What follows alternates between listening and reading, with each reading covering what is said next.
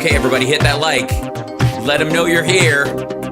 Ring the dinner bell for the maggots. They need some place to go to whine and wail and have a gnashing of teeth.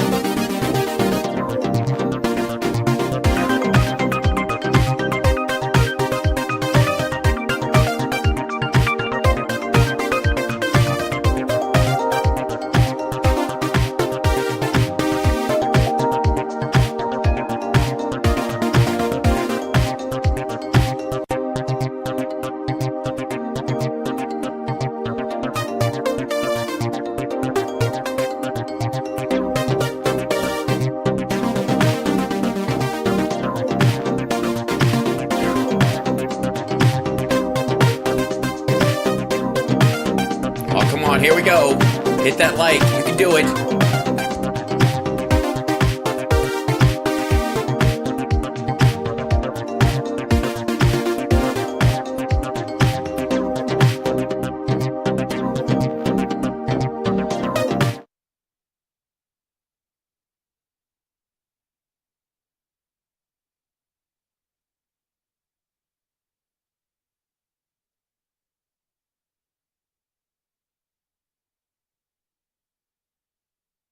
Oh crap. What I was saying was I was too excited.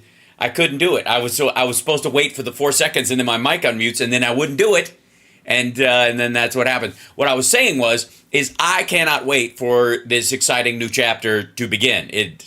We have no choice in it, so I'm going to embrace it in the stoic optimism that I always display. And while, yes, there is a glass ceiling on top of all the Democrats and George Clooney who came out and attacked Joe Biden and drove him, I would say, preemptively out of the race. Fuck those guys. I am very excited to get behind Kamala Harris, period, end of story. She got all the votes just like he did in the primary because they ran as a ticket. So go pound sand, everybody else who's trying to interfere with this. Hell no. Piss off. Go away. If you'll notice, I'm still a proud Biden voter and I will remain so, but I have shifted my little sub message down there to Harris for Prez. And when we have when she settles on somebody that she vibes with for her VP slot that either solves a problem or adds a new solution, then I'm for it. Whatever that decision is, It's all good for me. Like, there was nothing. There's nothing more important than codifying women's rights again. There is nothing more important than protecting the Supreme Court from Donald Trump and his fucking ilk. And there is nothing more important than making sure someone who looks like this is never fucking president again. Ladies and gentlemen, I would like to remind you that this is who the Republicans are running. This guy, this dude, that guy right there, that dude who, if he had his way, would be heaving on top of one of his relatives right now, preferably his daughter, I would say. Blech. His preference, not anybody else's. This heaving shithead lunatic should be nowhere near the presidency ever again. So, am I all in, fired up, and ready to go for Harris, whomever? Abso-goddamn-lutely. Consider me the new VP right now until they pick an official one. I am House Sparks. I'm the vice president running alongside Kamala Harris, carrying her bags and shit talking anybody who gets in the way. You're welcome. Thank you very much. Sparks. Harris Sparks 24 works just fine for me until we decide otherwise. Now, that said, hello chat room. I know it has been a stressful 36 hours, and I want you guys to know I understand, respect, and I get it. I feel ya. I know what's up, and we are going to double down in every possible way on the protection of our ticket, of our platform, our way of life, and the democratic system that we all appreciate and love. Period. End of goddamn story. Full stop. Anybody who interferes with this from this point on is getting so goddamn sheepdogged. They won't know. They'll think they were in the dinner theater version of Cujo, and I will be outside the window of their Pinto going, harp, harp, harp, harp, harp. Just saliva and fur all over the window. Harp, harp, harp. That's me. Okay, you understand? Yeah, sheepdog pack all the way. I swear to God, I'm going to form it. We're putting it together. I know nothing about putting a pack together, but God damn it, it's about time. Sheepdog pack is the shit. That's what's going to happen. We are going to bark everybody back onto the trail if they try to wander off into the woods and get us all killed. Ain't going to happen. Harp, harp. Love you guys, and that's the end of my temporary end of my craziness right now. We have a lot to cover, but I think it behooves us right out of the gate to go and listen to Kamala Harris's first official address right after she became the nominee. And everybody with the, but she's not official, but fuck off. But it could be somebody, fuck off. But the open promise, fuck off. No. And fucking no. No, not happening. Yeah. No.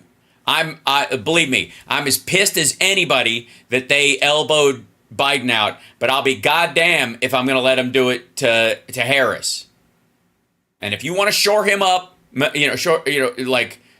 a he, as it were. I'm reading and talking to him. If you want to shore up Harris with a he, a white male dude, to guarantee those voters, then fucking well do it. It's okay. That I think it's a beautiful thing that we in the Democratic Party were literally like, well, we have an older white man as the lead. We need to shore up his vote by putting a woman of color in there. Cool. Now we have a woman of color. We have to shore it up with a white guy. That's totally fine. That's how diversity works. That's the broad diversity that we have. It's fucking amazing. Like, it's okay.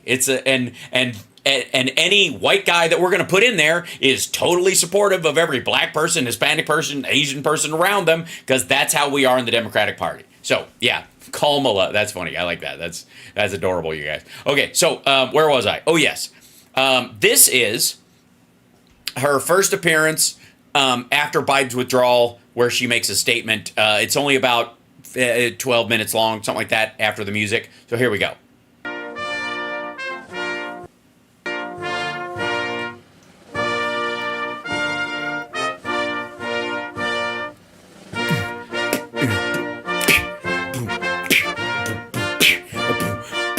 Waka, waka, waka. I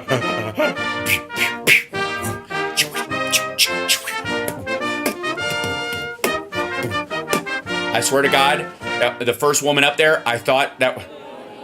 Hold on. The first lady that walked up there, this lady right here, for a moment I thought it was Al Sharpton. No offense to Al Sharpton, but I literally thought she was. That would watch again. As she comes through the crowd, right there. I was like, oh, Al Sharpton's there. And then, right, this right there, the white. Yeah, sorry. I thought it was Al Sharpton for just 1 second. It's okay.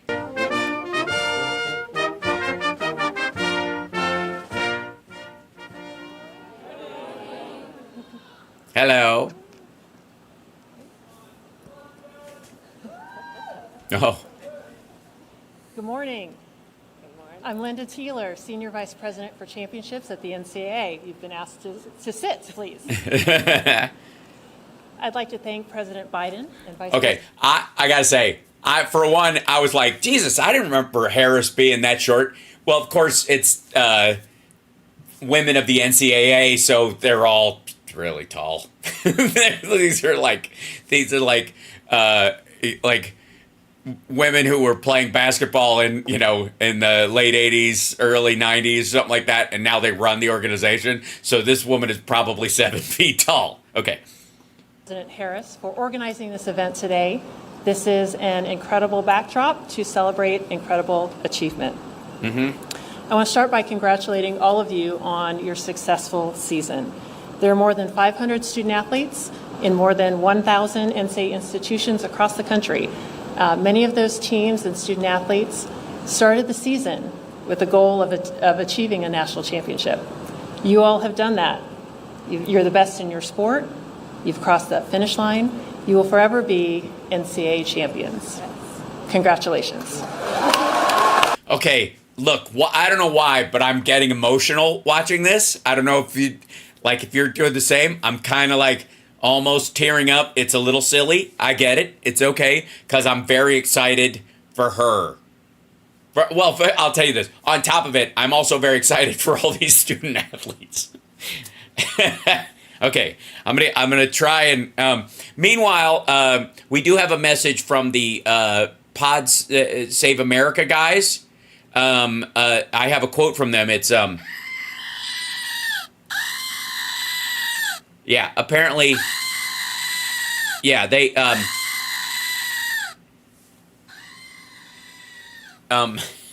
wanted to every time they see her, that's the response.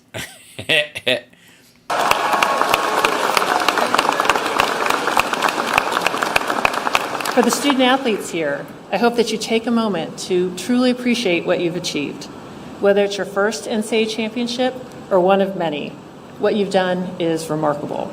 And that great achievement is being able to wear a T-shirt and Dockers at the White House. You're one of the few that can get away with it and not look like a complete asshole. In addition to your success on the field, many of you are using your platform that success has brought to do really incredible things, to engage your communities, to become entrepreneurs, to represent your families and your friends, to serve in leadership roles across the NCAA, at your conference, and on your campus. What you do and how you do it is an inspiration, and we thank you. For the coaches here today, I hope you also take a moment to truly appreciate the season. I know for many of you, it is natural, it's in your nature to turn the page, look to the next season, start planning for the next championship. But for all of you, I hope that you, again, take a moment to truly appreciate what you've accomplished. It is incredible, and you also will forever be known as national championship coaches. Congratulations.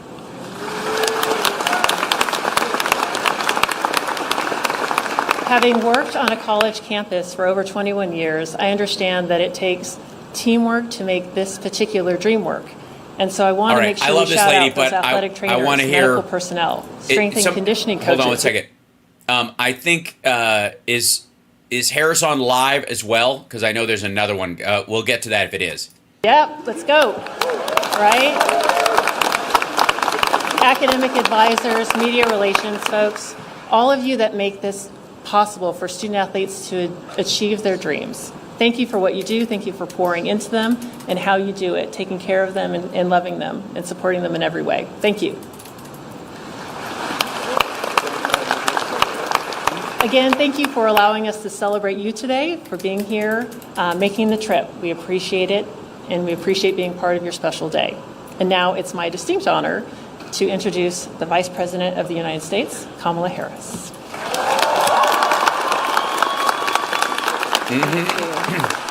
Greetings, everyone. Greetings. And Linda, I want to thank you for all you do to support these extraordinary student athletes. And it is good to be here with so many leaders, including, of course, members of Congress, members of our administration, and our extraordinary athletes. Our president, Joe Biden, wanted to be here today. He is feeling much better and recovering fast, and he looks forward to getting back on the road. And I wanted to say a few words about our president. Joe Biden's legacy of accomplishment over the past 3 years is unmatched in modern history. In one term, he has already, yes, you may clap.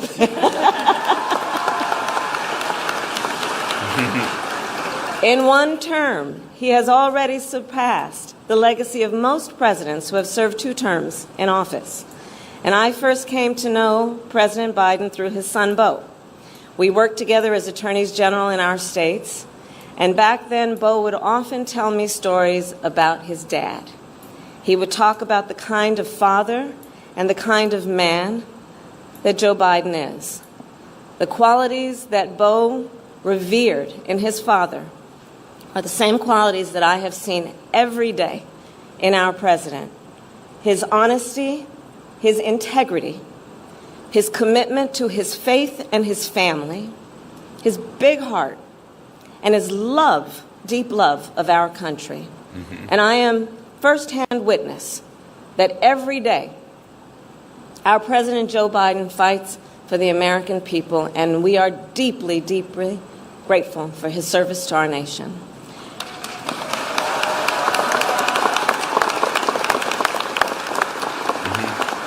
And so with that, on behalf of our President and Dr. Biden, I am honored to welcome all of you to the White House to celebrate the achievements of these great athletes. Every one of them is a national champion, a national champion. In America, tens of millions of people play a sport as a child, and the best of the best grow up to become national champions. Here today, we have 7 undefeated teams, 11 repeat champions, and 20 first-time winners.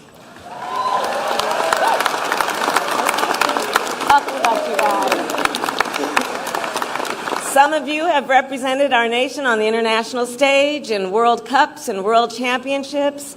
And later this month, 6 of you will represent our nation at the 2024 Olympics in Paris.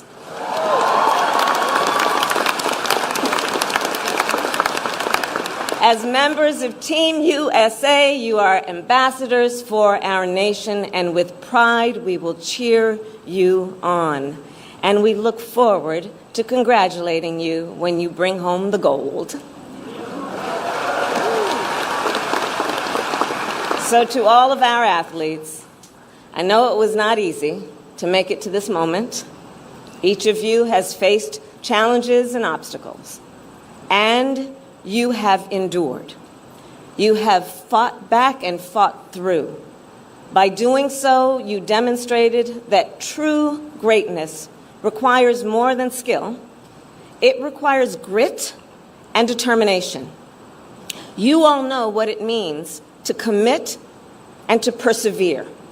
And you know what it means to count on teammates. During the course of a long season, sports teams become a family. You rely on each other. You develop relationships that will last a lifetime. And you make the people around you better in every way. And when you play, you inspire people across our nation. You remind all of us. I think I do. I really do. When I play, I feel like I inspire people all across the nation. As a matter of fact, it's a goal of mine, the more that I play, to inspire through play, if I may. And let me tell you what, we are not playing now, buddy. We ain't playing. Homie, don't play. We got Harris all the way, man. Just saying. She is pretty. Will you be quiet? I can't help it. She's a whole lot of that. And what else? I'm just saying. Will you just leave her alone? She's about to be the president of the United States. Well, that doesn't mean she stopped being wonderful. We know that. Just mind your business. Okay. Shit. Can be achieved with hard work and ambition. And of course, none of you made it here alone. Today, you are surrounded by the people who stood by you every step of this journey. Mm-hmm. The folks who support you on and off the field, your friends, your family members, your coaches, your trainers, and teachers who for years have cheered you on. So today, again, let us give them a round of applause.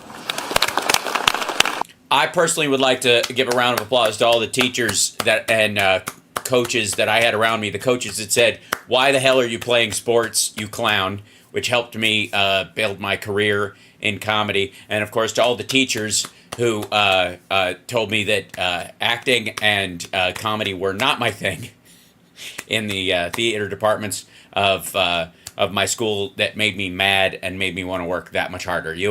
It's those people around you who inspire you that may not always inspire you in the traditional sense, but they find a way to do it, and I appreciate it.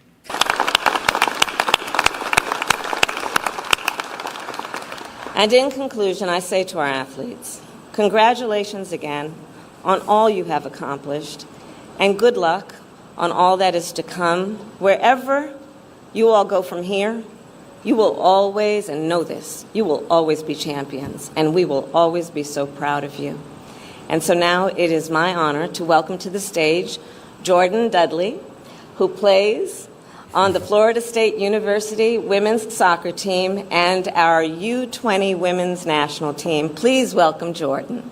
Okay, by the way, real quick, she's going to say this. I got to say, hello, I just think none of these people deserve any of this attention. We don't want them. We got to make sure that nobody comes out of Wyoming. So, let me point out one thing before she brings her up, if I may.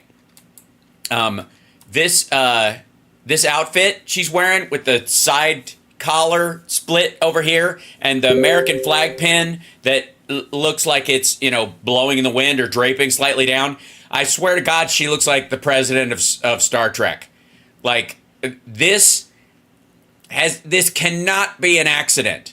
And whoever is behind it, I gotta say, this is how they need to go. She needs to dress like she's the queen of Earth, or she's the president of Earth in the year 2500. Right? This is genius. This is not a mistake. She looks like the president in a sci-fi movie 200 years from now. And that's brilliant. As a matter of fact, everybody in the White House should be dressed like that. They don't need like Star Wars uniforms, but abso-fucking-lutely they should look like they, I don't know if it's like Jodie Foster in Elysium or whatever. Yeah, Commodore Kamala, exactly. The idea that they look like the future is crucial. The image people in the White House, this is genius. No better way to put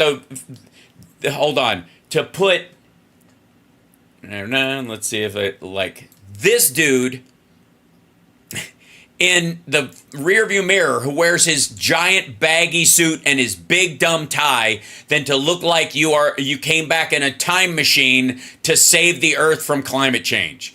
I gotta say, this is fantastic. She looks terrific, and she looks like she's from 100 years from now. Right? Yeah, Starfleet Admiral Harris. That's exactly right. Something out of Battlestar Galactica. I think I honestly, if that was an accident, they should settle on it and count it as a blessing. If it isn't, the people behind them are fucking brilliant. And I don't care if Trump insults her, none of it will have any meaning whatsoever if she looks like she's from the future. And yeah, and let me see if I go to this real quick. Just thank you all so much. Yeah, so hold on one second. She also spoke live at campaign headquarters with future First Gentleman Doug. Hold on, we'll go to that right now. He gets introduced. There we go.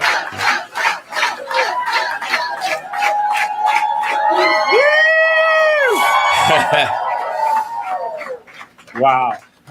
Julie, thank you so much. I've known Julie a long, long time, going back to her days working in Kamala's Senate office. And we put a lot of time together out on the road on the last campaign, and I can't think of anyone better to be leading this campaign. So thank you. Hold on, the Pod Save America guys are back. No, sorry. No, he's going to be the first gentleman. No, it's going to happen. There's nothing you can do about it. Quit it. No, we're not going to like and subscribe. All right. So much. You're the best.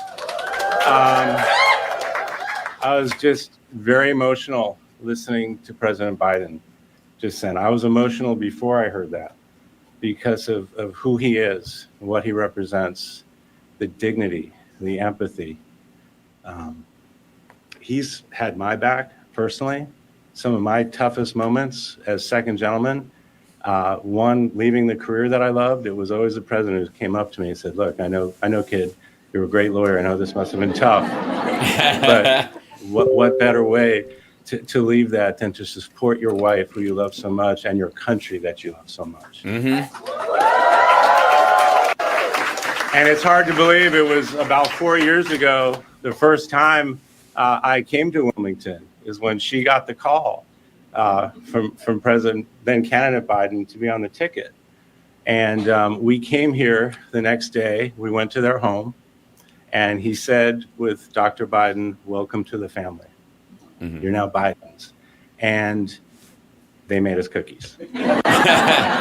Which, by the way, the McCarthy shit about cookies just made him look like a bigger asshole than he already is. And they called our kids. And they called my parents. This was day one 4 years ago. And now look where we are now. To have been able to serve as second gentleman with him as our president, Dr. Biden as our first lady. Unbelievable. Yeah, a male crier after my own heart. And now I get to support my wife, Kamala Harris, running for president of the United States.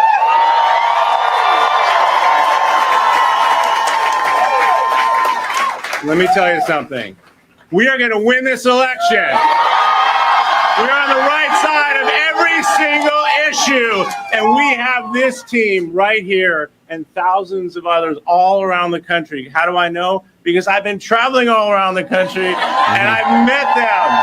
We have an amazing team. You have done an amazing job, and you're going to continue to do that so we can elect Kamala Harris as the next president of the United States of America. So let's hear it for Kamala Harris.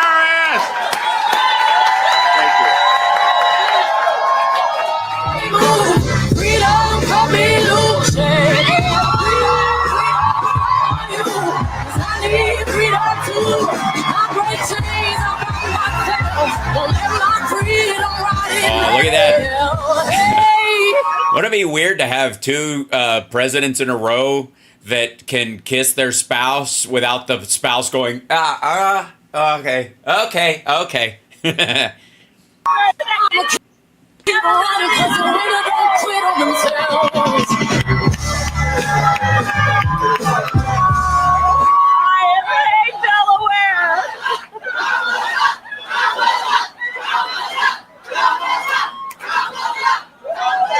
Thank you, guys. Thank you. Thank you. Thank you. Thank you all. Thank you. Can we just give it up again for my husband?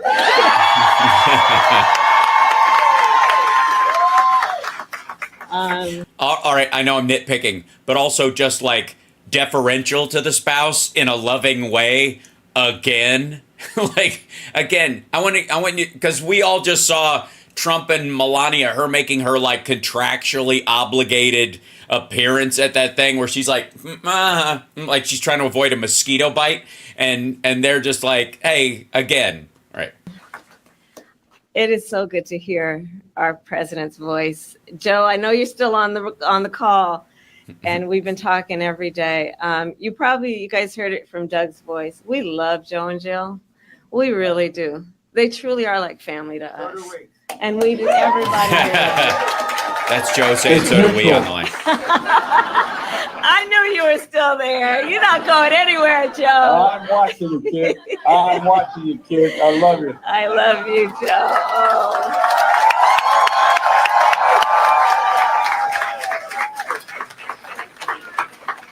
So, Joe, I'm going to recognize some of the electeds who are here, and then I'm going to get back to you. Hold on a second.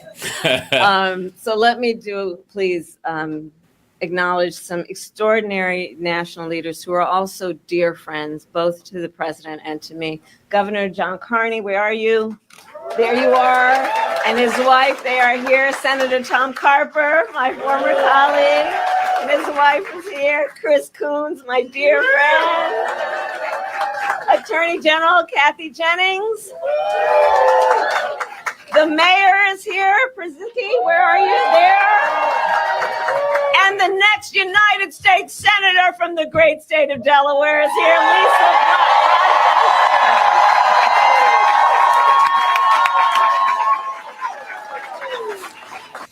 Yeah, I will. I gotta say, I'm a little upset as a comedian that when she becomes president, I won't be able to make fun of how Trump mispronounces everyone's name and calls them a best friend and still can't remember their first name and has to call them Mr. Congressman, and even when it's a woman. And I know everyone here has seen these elected leaders in this very campaign office on a regular basis. And I know Joe is so thankful to them for their lifelong friendship, but I want to thank them also because you guys have really been carrying some heavy water from the first days of our campaign. So thank you all. This truly is a Delaware family. Thank you. I want to thank Jen O'Malley Dillon. Where is she, Jen? I'm going to talk about her in a minute. Julie Chavez Rodriguez. Sheila Nix. There you are. And the entire team that is here. I want to thank all of you and those who are joining from offices across our nation.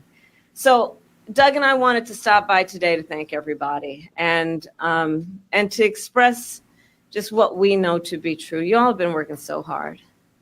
The people in this office have been working so hard. Mm-hmm. And you have given so much of yourselves, long days and nights, what you are sacrificing in terms of the time you could be spending with other friends and other family. And you're giving yourselves to our country because you love our country and you love Joe and you love me, and we know that.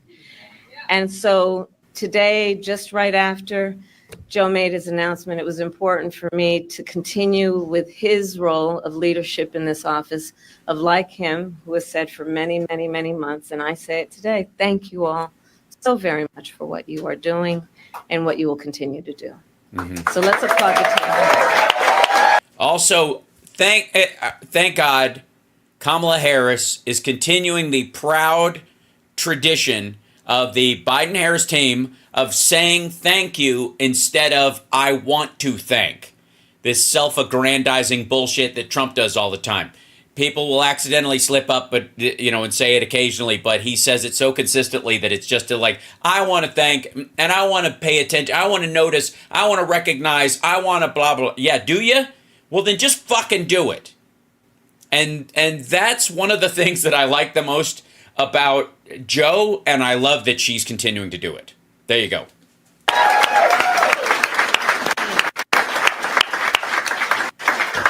And I know it's been a roller coaster, and we're all filled with so many mixed emotions about this. I just have to say, I love Joe Biden. I love Joe Biden, and I know we all do, and we have so many darn good reasons for loving Joe Biden. And I have full faith that this team will be the reason we win in November. You all who are here.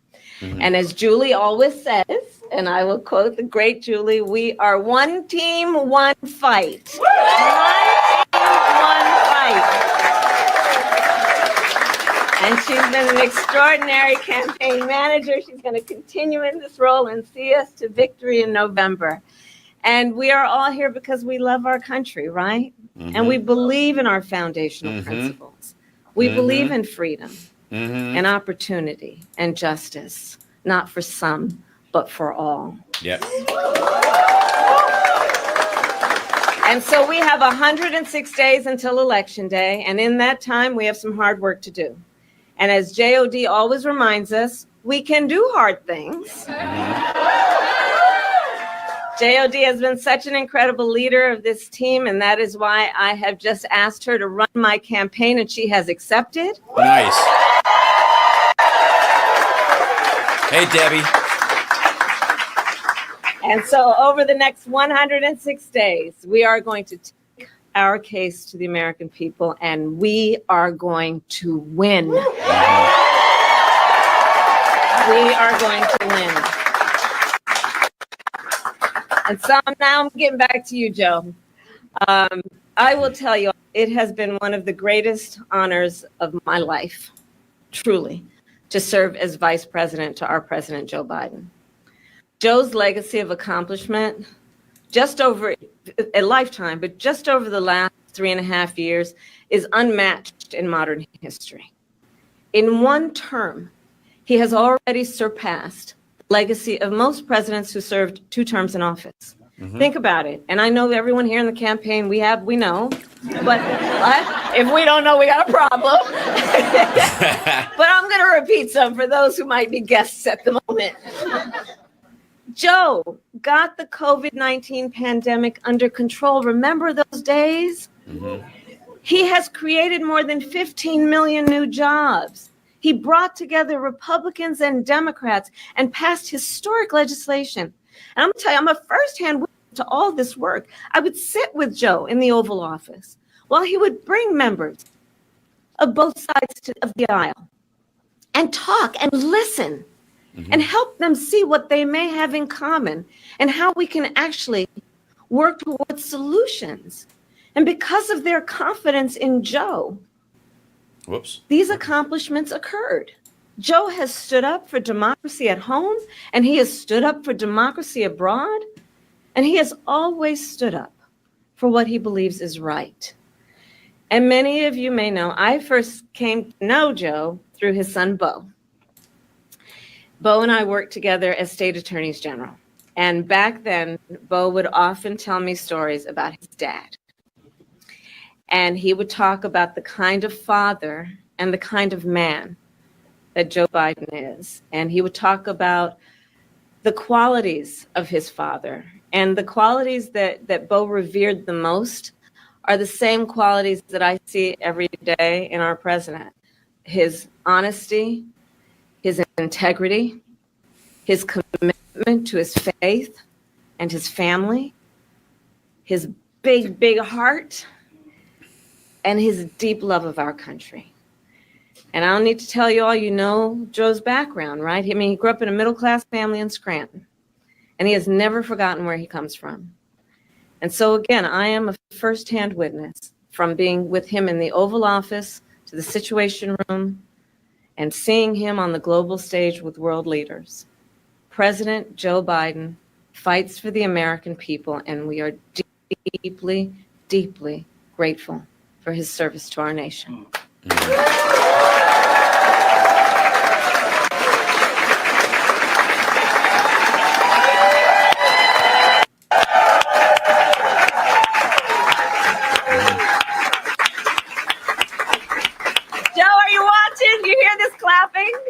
Can you see it? I'm watching. I'm watching. We love you, Joe. You're the best, kid. And let us be very clear, Joe is not done.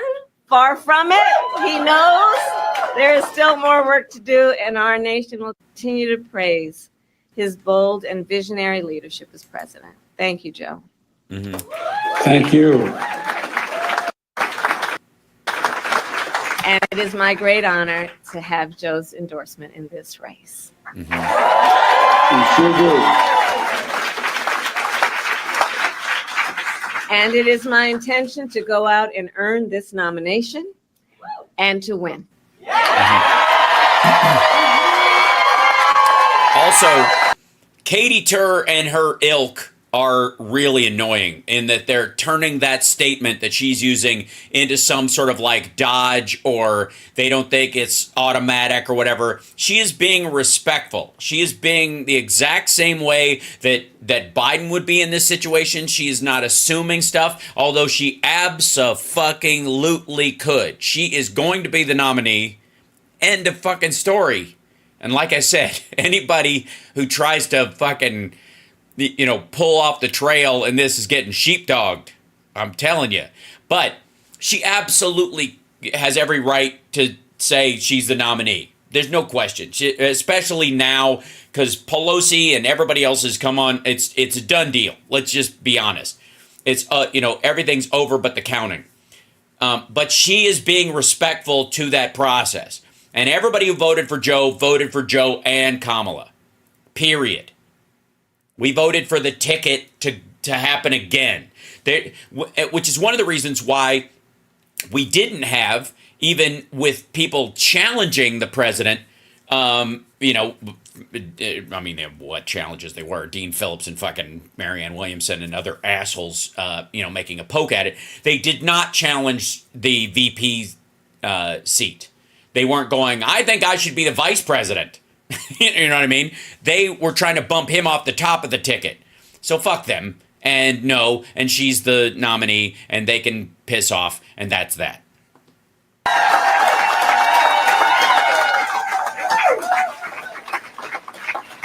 So in the days and weeks ahead, I, together with you, will do everything in my power to unite our Democratic Party, to unite our nation, and to win this election.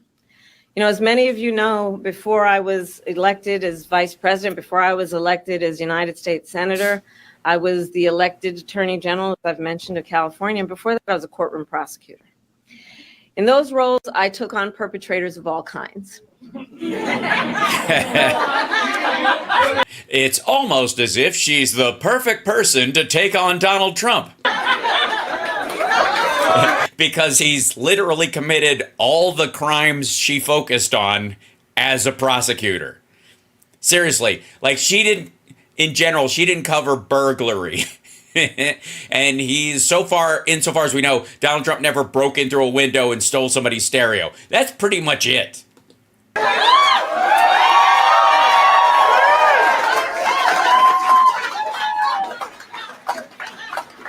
Predators who abused women, fraudsters who ripped off consumers, cheaters who broke the rules for their own gain. I have no idea who she's talking about. She'll eventually get to a point. She's lost me entirely. So hear me when I say, I know Donald Trump's type.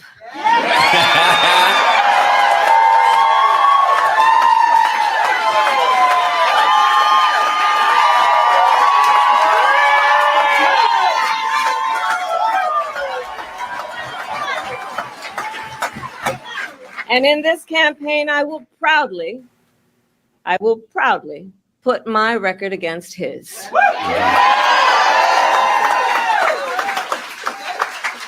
As a young prosecutor, when I was in the Alameda County District Attorney's Office in California, I specialized in cases involving sexual abuse. Donald Trump was found liable by a jury for committing sexual abuse. Mm-hmm. As Attorney General of California, I took on one of our country's largest for-profit colleges and put it out of business. Mm-hmm. Donald Trump ran a for-profit college, Trump University. In name only. Right. Nobody learned anything. I think to call it a college, you get my point. That was forced to pay $25 million to the students it scammed. As district attorney, to go after polluters, I created one of the first environmental justice units in our nation. Donald Trump stood in Mar-a-Lago and told big oil lobbyists he would do their bidding for a $1 billion campaign contribution. Okay, the way she put that there, I think we have to do a $1 billion meme of Trump bald as Dr. Evil talking to oil people. I'll work on that with AI imaging in a little bit. During the foreclosure crisis, I took on the big Wall Street banks and won $20 billion for California families, holding those banks accountable for fraud. Donald Trump was just found guilty of 34 counts of fraud. But make no mistake, all of that being said, this campaign is not just about us versus Donald Trump. There is more to this campaign than that. Our campaign has always been about two different versions of what we see as the future of our country, two different visions for the future of our country. One focused on the future, the other focused on the past. Which is why I'm dressed like the captain of a giant spaceship with all the survivors from Earth left on it after an alternate universe where Trump became president and the world was totally destroyed. Donald Trump wants to take our country backward to a time before many of our fellow Americans had full freedoms and rights. I want to take us to a future where everyone lives to be 4,000 years old and can play the piano at birth. But we believe in a brighter future that makes room for all Americans. We believe in a future where every person has the opportunity not just to get by, but to get ahead. We believe in a future where no child has to grow up in poverty. And I'm actually from that future. I arrived through a portal. All right, I'll stop, but you get my point. Where every person can buy a home, start a family, and build wealth. And where every person has access to paid family leave and affordable childcare. That's the future we see. Yep. Together, we fight to build a nation where every person has affordable health care, where every worker is paid fairly, and where every senior can retire with dignity. All of this is to say, building up the middle class will be a defining goal of my presidency.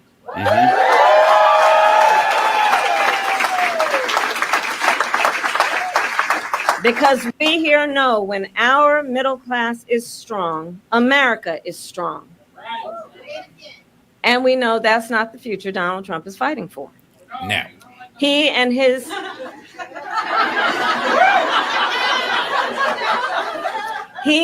extreme Project 2025 will weaken the middle class and bring us backward. Please do note that. Back to the failed trickle-down policies that gave huge tax breaks to billionaires and big corporations and made working families pay the cost. Back to policies that put Social Security and Medicare on the chopping block. Back to policies that treat health care as only a privilege for the wealthy instead of what we all know it should be, which is a right for every American. America has tried these economic policies before. They do not lead to prosperity. They lead to inequity and economic injustice. And we are not going back. We are not going back.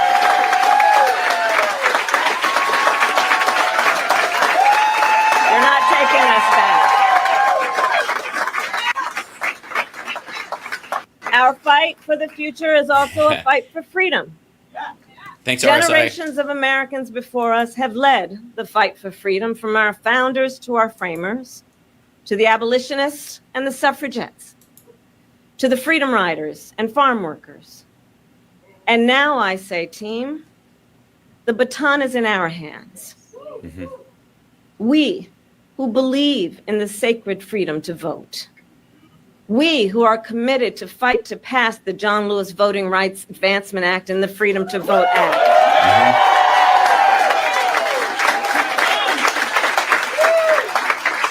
Mm-hmm. We who believe in the freedom to live safe from gun violence. And that's why we will work to pass universal background checks, red flag laws, and an assault weapons ban. There we go. There we go. There we go. We who will fight for reproductive freedom, knowing if Trump gets the chance, he will sign a national abortion ban to outlaw abortion in every single state, but we are not going to let that happen. Right.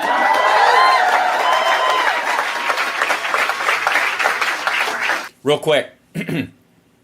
That talking point for Democrats and for the Harris campaign is crucial. That Donald Trump he's lying about not wanting to pass it or avoiding it. He will sign a national abortion ban. If we bring that up, and if they bring that up, and he eventually has to answer it by saying, no, I won't, he fucks himself out of a quarter of what's left of his base. If he does say he'll do it, he loses every even curious Harris voter or any woman who's halfway, on the fence about him or hasn't been paying attention. There are 105 days after today to the actual election. There are basically 30 days until we really start seeing people voting in a lot of places. In that time, they're paying attention right fucking now. And if he comes out and says, that's not true or that is true, he's fucked. It's his, and because let me tell you, he is lying about it. He will sign it. But if he says he won't, there are a bunch of people who will get pissed at him, just the way Nick Fuentes and all those are pissed that he picked a VP with a brown wife. Like that in and of itself, I'm telling you. This is that, and the more they press it, the more he's going to have to answer it. And if the press won't press him on it, which is how you earn your name, press, you press, do it. Someone's got to ask. Someone's got to force him to answer that question. Will you sign it? And not give up on it. Go let him avoid it. Well, people say crazy things and we believe in common sense, but no. Will you sign it? Yes or no? It is this team here that is going to help in this November to elect a majority of members of the United States Congress who agree the government should not be telling a woman what to do with her body. Mm-hmm.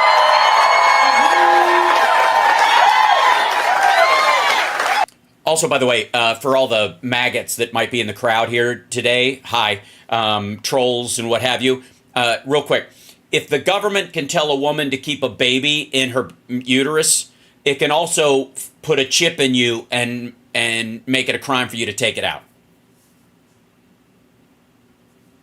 If the government has that much say over what's in your body, that includes them chipping you at some point down the line. If you want to talk about slippery slopes where the government has the ability to get between you and removing something from your body, that's on the list. Just letting you know. You can say, nah, they won't. Yes, they fucking will. Also, by the way, it's the next step to licensed pregnancies as well. And some of you might be fucking for that, but let's be abundantly clear. It will, if you're talking about a birthing license where only people who, pass a certain test can have babies genetically or whatever else, that's also on the list. And if you want those things, the first thing you have to do is control a woman's right to choose. You remove that, you remove everybody's right to choose. When Congress passes a law to restore reproductive freedoms, as President of the United States, I will sign it into law. Mm-hmm.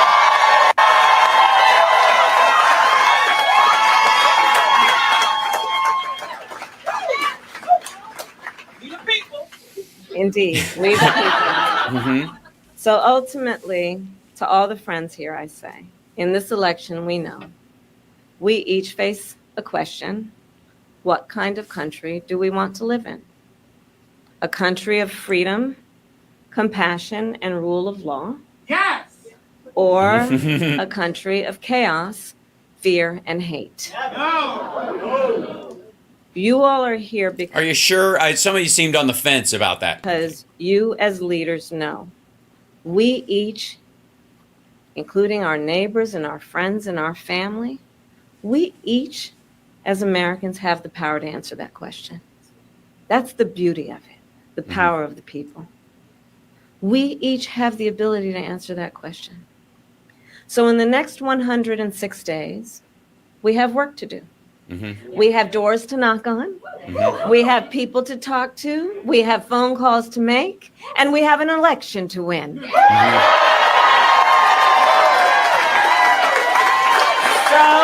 you ready to get to work? Do we believe in freedom? Do we believe in opportunity? Do we believe in the promise of America? And are we willing to fight for it? And when we fight, we win. God bless you all, and God bless the United States of America and Joe Biden.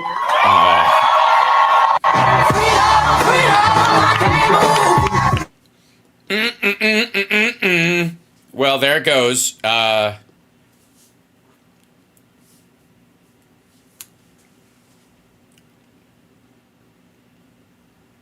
I'm just like looking at the chat room.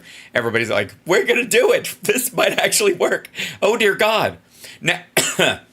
Now, what's happening on the other side? Let's be abundantly clear. Let's cover what we've just seen.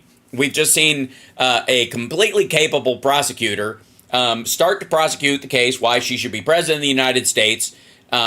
Starting in January, versus Donald Trump, who's an adjudicated rapist and a scumbag and a grifter and somebody who rips off his own people more frequently than he rips off everyone else, which is so bloody ironic. The idea that this asshole pardoned Steve Bannon for stealing from his own supporters is in and of itself like, you know, when you always talk about like, shouldn't there be something that what's the last straw with these motherfuckers?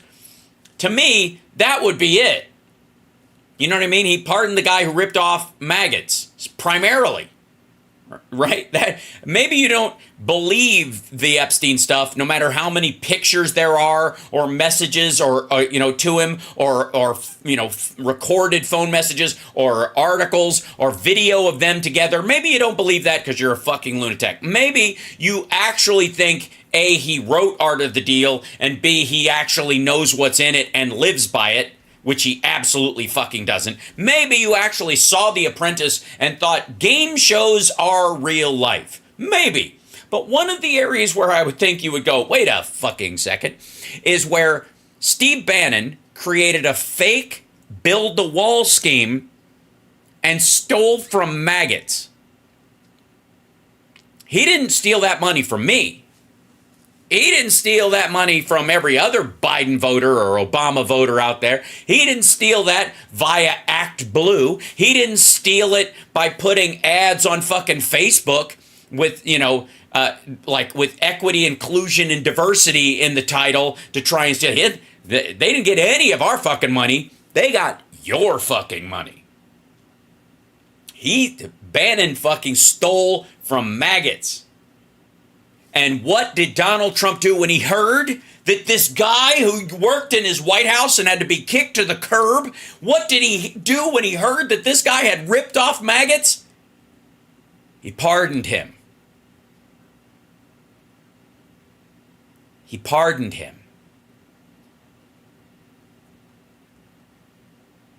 And they never, insofar as I know, got all the money back. It's just gone. It was just spent. He went to jail for spending it. And then he got pardoned. So it's probably in some fucking crypto account in the Cayman somewhere, right? Did you get your money back for the fake build-the-wall scheme?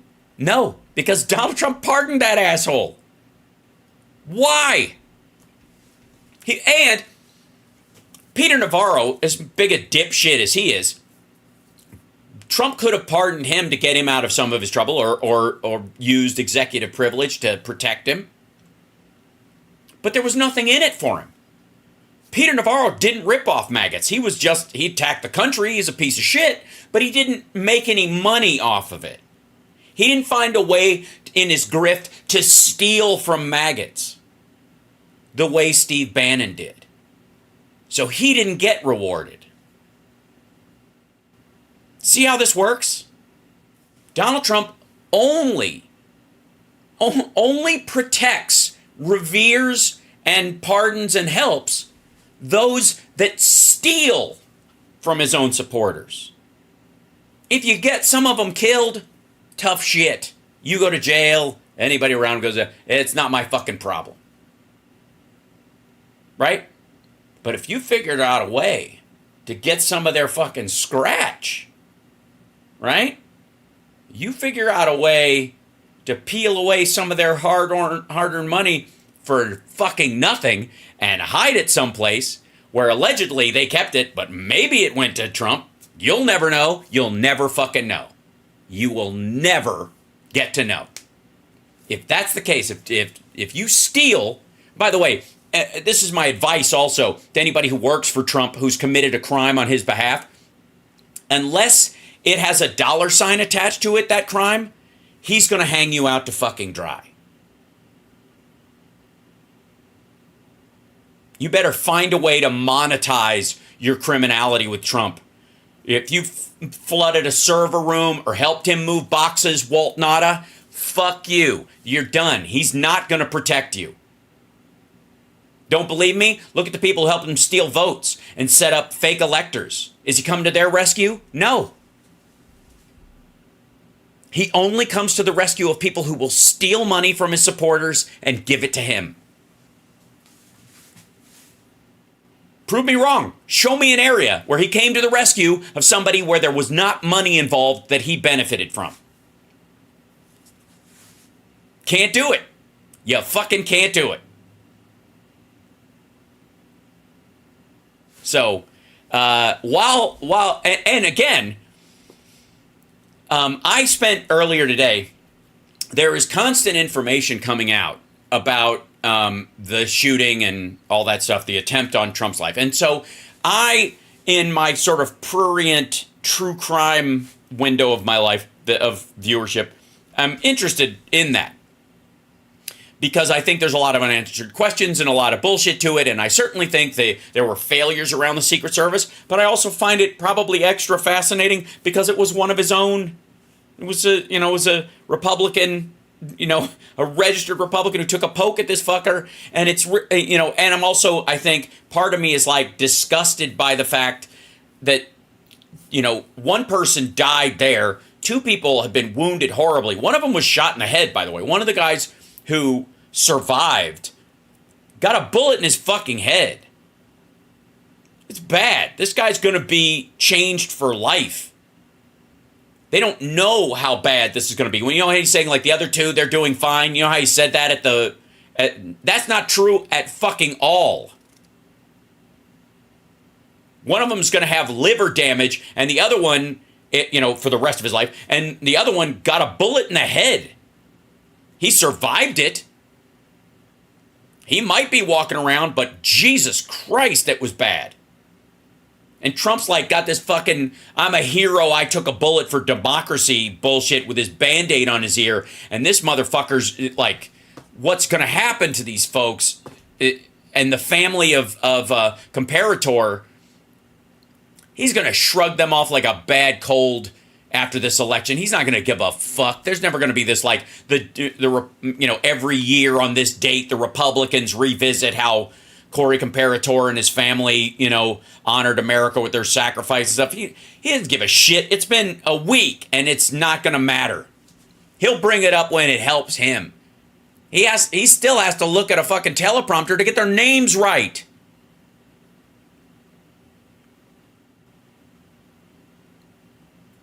But in the meantime, in watching this, there was a person who was filming right in the direction this way that the bullet came. They were filming him, and you could see directly on, like the shooter would have been over their shoulder up here. And I don't know why. Maybe the FBI took their footage and they didn't have a copy of it or whatever. I don't know why you wouldn't just give a copy of it, but whatever. It has footage of this right up till about 2 sentences before he's shot, and then it goes. The footage is non-existent, and then it comes back, and there's people all over him. They didn't go away. They didn't move around. The footage starts there, and then it just cuts out and comes back. The whole part where he gets allegedly hit or gets clipped by a piece of glass from the fucking teleprompter is missing. Just not there, all right? Now, I can't imagine why you wouldn't show that part of it. It's not like it's gory. Even as close as they were, you're still not going to fucking see anything, right? But anyways, it was like, it stuck out to me. And in the meantime, today, the Secret Service director was grilled across the aisle in front of committee.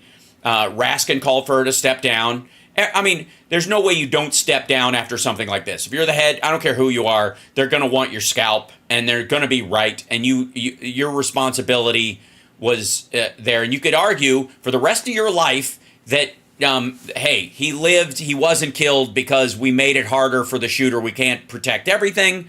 But one of the reasons, we had people all around, and that's why he survived. And you may be very much right. But it doesn't matter. You got to go. Somebody else has to be there, especially leading into into the upcoming election. Not surprising. That's why everybody is safe in calling for her to step down. That said, I personally, from everything that I have seen, and all the paranoid horseshit we're seeing around this, there was one shooter. If he'd have been a better shooter, Trump, he would have shot at Trump from farther away. If he was a more confident shooter, he would have been farther away, and Trump would have been a puff of pink dust. Because if he'd not had to been on the closest roof he could get on and felt safer being 2 roofs back, or he had a sniper rifle or a long-range hunting rifle, this would be about Trump's funeral. There would be no J.D. Vance. There would have been no RNC. It would have been awful, right? And I'm not for it. Let me tell you, I'm not calling for or wishing for this. I do not at all want this to happen. But the reality is that this guy was an amateur. And Trump is lucky he's an amateur because that's why he missed even close. And if he was a more confident shooter, or he was a military shooter, or somebody who had trained his whole life or was actually good at it, he probably wouldn't have done it because, again, the mindset to do that takes you out of that. But he would have done it from 2 roofs back, and that would have been that. Sorry, that's just the reality of it. Somebody said, why didn't he aim for his chest? Because he wears a bulletproof vest most of the time. Trump is wearing a bulletproof vest most of the time, as are most candidates. That's not the point.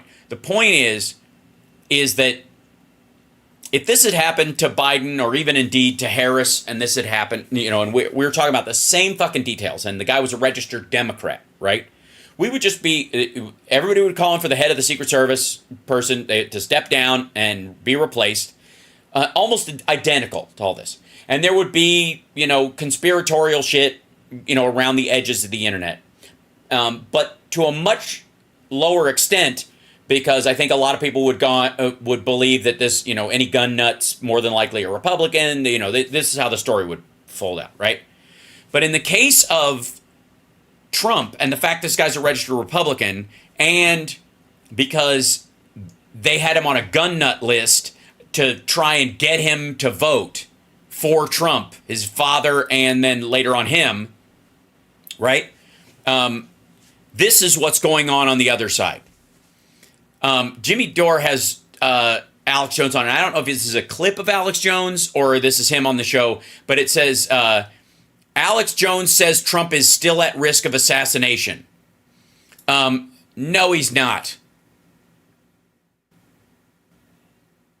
Now, he said this all along anyways. And by the way, Alex Jones was the one saying on his show that it would actually kind of be better for the Republicans if somebody killed Donald Trump. They could get a pure candidate in there. They could get a J.D. Vance who will follow 2025 to the letter, right?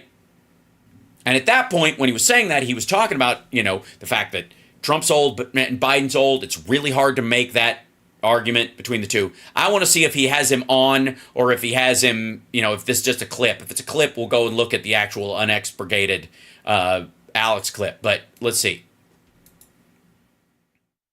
Hey, I'll see you on tour in Las Vegas, Chicago, and Grand Rapids. In Chicago, it's stand-up and a live panel show. Go to jimmydore.com. By the way, it's never stand-up.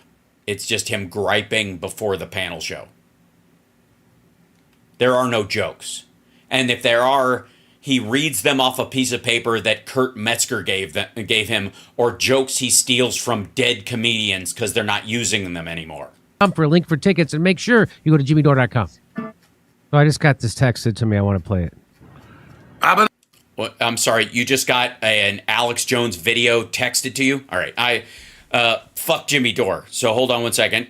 Since this is directly from Alex Jones's Twitter feed, give me 1 second. Yeah, fuck him. I'm just gonna grab this and go to X. There we go. I'm sure there'll be a and let's see, yeah, not now. This is good. Do. Hey ho. Now I'm just gonna find the direct one because we don't need to watch Jimmy talk about anything else. Fuck him. Anyways, Alex Jones and emergency what? I'll just go emergency. That should bring it up. I can't read the text because it's so fucking small on the screen, but Alex Jones emergency warning to Trump, exposed assassination cover 17 minutes ago. Is this the same thing? Emergency exclusive. Yeah, okay, so this is his shit. Hold on 1 second. This is Alex Jones. I think this is the same clip he's showing. So excuse me 1 second.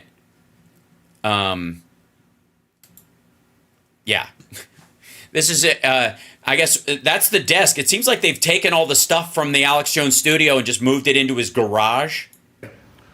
Talking to more than a dozen top military snipers and Black Op commanders, Delta Force, SEAL Team 6, SEAL Team 3. You mean all the people you've accused over the years of running assassination squads and being tools of the deep state and stuff? So you guys got all those guys on speed dial, do you? Okay. You name it. Some of these guys are household names in the military community. Right, because what do you mean, Dan Bongholio? Many of them did not want to go on air. Some of them are coming on. Well, with you. I'm sure if they're well-known names, they don't have any problem going on TV. It's just nobody wants to be seen with you, Alex. That's clearly, I mean, can you blame them? Listen to you. On the air tonight in just an hour or so, 4 p.m. Central, and tomorrow morning. And they're saying, hands down, inside job, beyond stand down, multiple shooters, but also. Bullshit. If it was multiple shooters, he wouldn't be alive, dum-dum. He just wouldn't. This is the dumbest fucking argument. Okay, first of all, the idea that where they're going with this multiple shooter shit that we've heard a couple of times is that somebody did a sonic review of the sounds of the gunshots and they're like, there's multiple shooters in there. Like, no. The fucking Secret Service guys, one of them has a suppressor, the other one doesn't. That's the sound. The other thing is echoes. No, there is no second fucking shooter. Everybody has already traced the fucking bullets. You can tell where they hit because you see it happen on fucking camera, dum-dum. If there was a second shooter, he wouldn't be alive. This is from multiple sources, including. Yeah, they're not sources. They're the opinion of psychopaths that you hang out with. That's not a source, dumb fuck. including Jack Posobiec, who has incredible sources. It's a source of a source of a source, of course. From feds on the ground that are good. They're so good, they let 2 shooters get that close to Trump and miss. That they found in his car, that's Crooks, the patsy. The patsy. That's adorable. And at his house, sophisticated military-grade explosives.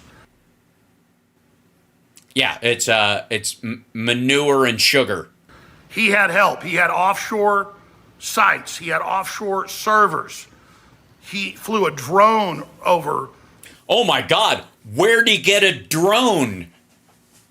Besides Amazon or Best Buy or like a drone? What, civilians can't get drones? You mean a quadcopter, you dumb fuck?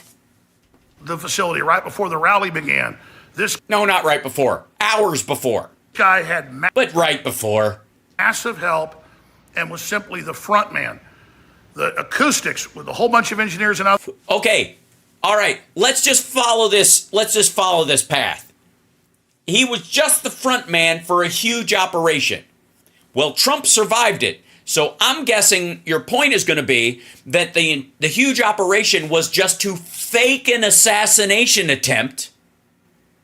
And then the guy would be able to escape because he'd blow up his car and vanish. And they were counting on him being able to get away. And he didn't because there were too many good feds there who actually killed the patsy when he was supposed to get away with it. And he was going to be paid for this fake attempt on Trump's life to help get this doddering fuckhead over the finish line and make him a hero. Or Trump's own friends are trying to kill him. And they're as big a fuck up as he is. But it doesn't have anything to do with us. Others, and I talked to military that is looking at the acoustics, they agree. They're looking at the acoustics? Really? The military are looking at the acoustics. They have that weird brain thing where they can see musical notes as vibrations in the air. Show that there was crooks on the roof at 450 feet away, and right under him, the window where the other shooter was, and looking at the stands on how people were hit, and Trump's head turned, they couldn't hit him on his right side by his ear if right here is where. Like anybody would give a fuck. What are you talking about? From that range, they're like, oh, there's no way that bullet could have come from 3 feet below him. Well, then that would have been true of any fucking bullet, dum-dum. What are you talking about? The whole thing was on film.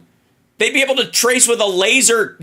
Haven't you fucking watched CSI? What the shit are you talking about? Crooks and the other shooter are. There are no other shooters. The water tower, which the feds have been guarding all week, kicked Senator Josh Hawley out of the area. Right, because it's a crime scene, dummy.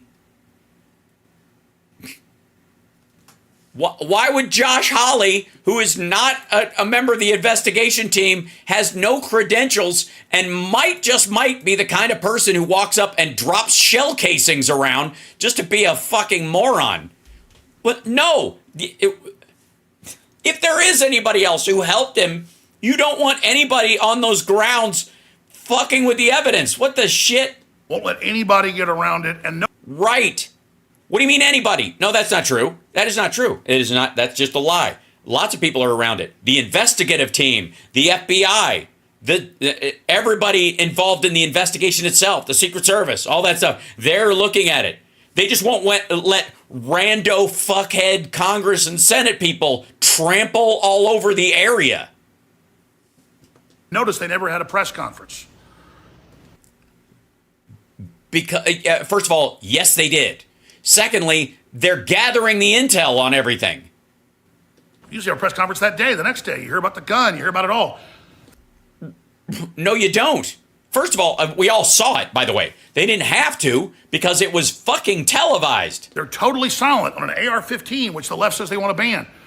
No, we've been very noisy about it. Raskin and almost every congressperson on the Democratic side, when they were talking to the Secret Service head, was bringing up the fact that does the number of AR-15s and the number of guns that are out there make your job harder? The rest of us were just kind of like pointing at the fact that it was an AR-15, and you guys don't seem to give a fuck. So I have talked to Army Special Operations, Delta Force, high-level SEALs, leaders. Chuck Norris, basically. Not Chuck Norris, but his stunt double. One of the guys who knows his stunt double. His stunt double's cousin. The one in the wheelchair. Officers, you name it. And they... You name it? Bozo the Clown. The guy who works at the drive-thru at Fuddruckers. I could just name it, so who gives a shit? Maxwell Smart. concur with what I said 6, 7 days ago, 8 days ago. This was an inside job. No, it wasn't.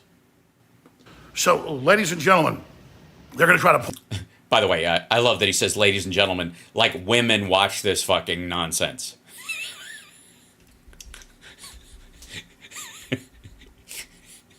Sorry, I don't know why that got me, but it did.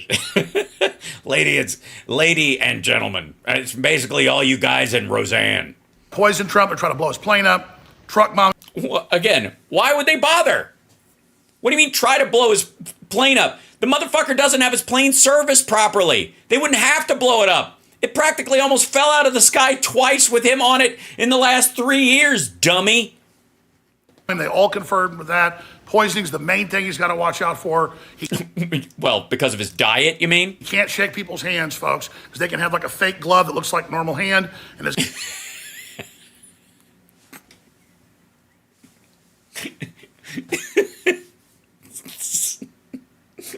Can they? Really? They have a fake glove that looks like a normal hand? Yeah? Is that, show us, dude, your hand doesn't look like a normal hand, you fucking weirdo.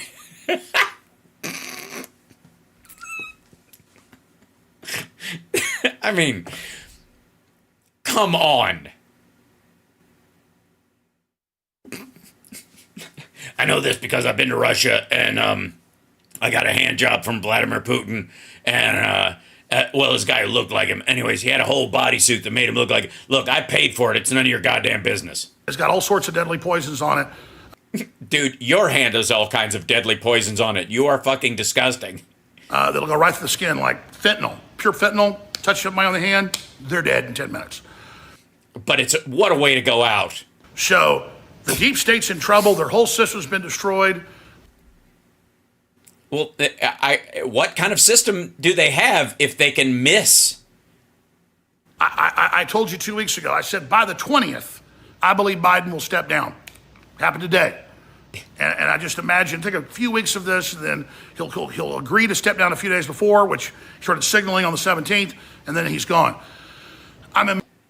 Right, so he's a victim of the deep state too, then? Immersed in this. This is all I do. Yes. Yes, everybody loves the smell of their own brand. Wafting, wafting, wafting. Oh, this is magic. And it was so important for all these congressmen and senators to come out and say, look, this looks like an inside job, a stand down. No, it doesn't. And no, they're not. Because that puts pressure on Mayorkas and the deep state was obviously behind this to not try it again. What happens if Trump just keels over because he's a shit human being? Then what? I'm dead serious. Like, the Lord works in mysterious ways, Alex. You know this. Look at you. You've been by a mirror. What happens if the Lord just decides it's time to bring Donald home? Then what? Is that is God working with the deep state, or is that just God's plan, and he works in mysterious ways? How will we know? I'm fucking with you. It's all, he's going to live to be 1,000. Look at him. He looks fantastic. And don't let it freak you out that, let's see, where is it? There we go. Yeah. Don't let it freak you out that he is the oldest candidate ever. Whoops, did I freeze? There we go. Oldest candidate ever.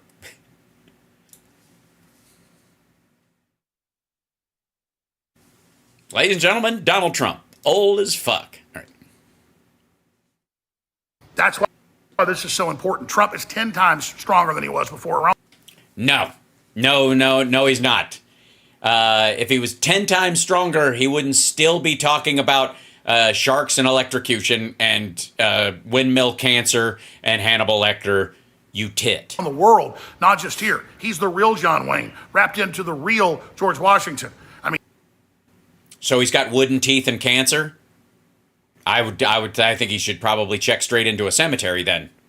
This is happening. So he's the real two dead guys. I see. You're starting to sound like the deep state. I'm going to have a bunch of guests on today. Huge ones tomorrow, 11. Oh yeah, Kanye. The other guy, Ted Nugent's road manager. AM Central. Also, a Black Ops guy who is so into the deep undercover that he can't even allow his voice or his face to be heard or seen on camera. So I'll just tell you what he said as I write it down as he broadcasts it into the chip in my head. The deep state already tried to shut us down 6 weeks ago. That's a whole other story. I knew then. I said they're going after Trump. Something big's about to happen. I'm on record saying it to Laura Logan and others. You've been saying it forever, dummy. He was in the studio that day. So find that interview. That's where I said it more than 20. And also find the one 2 weeks before where I said it, and a year ago where I said it, and where I said it before, all during COVID and before COVID and all this stuff. And remember when I said it in 2016 and also in 2017. 20 times. This is the time of maximum danger. You know, in Lord of the Rings, when goblins are near.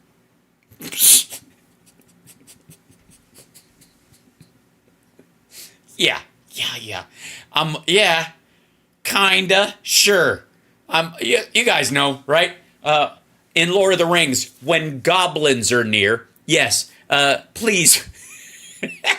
As a matter of fact, when I see you, Alex, I often think, are goblins near? Orcs sting, the sword starts glowing. When they get really close, it's white hot. Yes, the Hobbit sword, the little teeny dagger that looks like a sword because the tiny man is holding it. You know, kind of like your penis. Sword is white hot, folks. It's bluish, actually. It glows blue. Stupid. I don't see what happens. Dipshit sucks me into like a pop culture references that he doesn't even know. And so our eyes and ears are everywhere. But now, really, is that why you look the way you look? Because you're just basically eyes and ears. Yeah. They're gonna have a lot more trouble killing Trump because they failed. Why? If they missed, why wouldn't they just crash his plane? Why wouldn't they just have an exploding golf ball? For fuck's sake, if they're gonna do it, they can't miss. It's not like he's careful, stupid. What are you talking about? Again, if there were multiple shooters, there's no way they could miss. So if there's a deep state, behind the scenes conspiracy, then it was to make it look like somebody tried to assassinate him. Not that they actually did. Because at least 5 shots, now I think it's more like 8, all missed him. One hit the. It was 8, stupid. And it was, first of all, they didn't miss. In your estimation, they never meant to hit him. If it's from 2 fucking shooters. The lectern, one hit him in the ear, but he was. No. We have not seen any medical confirmation that a bullet struck his ear. None whatsoever.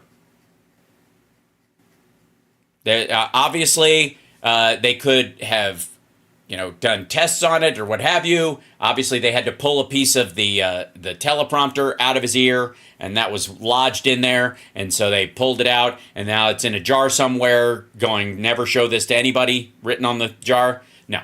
Was moving around, and by the grace of God, it did not.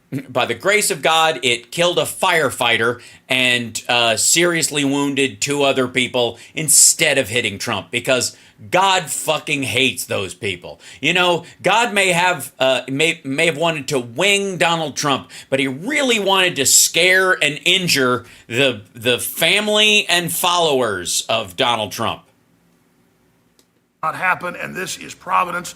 This is so incredible. So, I'm shooting this at 2:59 Central. It'll be uploaded. Yeah, I wouldn't say shooting, by the way. I would just avoid that language altogether. Also, you eat out at public restaurants. You do realize that's how we know you're full of shit, right? A few minutes to Real Alex Jones on X. Be sure and follow me at Real Alex Jones on X. Nah. Get this information out. But the globalists aren't all powerful. We've got God on our side, and the world's waking up. I'm going to shoot a few more reports, but join me today at 4 p.m. Central. Yeah, nobody's going to do that. But this is, ladies and gentlemen of the chat room, this is 5 p.m. Eastern. Shut the fuck up. This is the conversation that is happening in Trump world.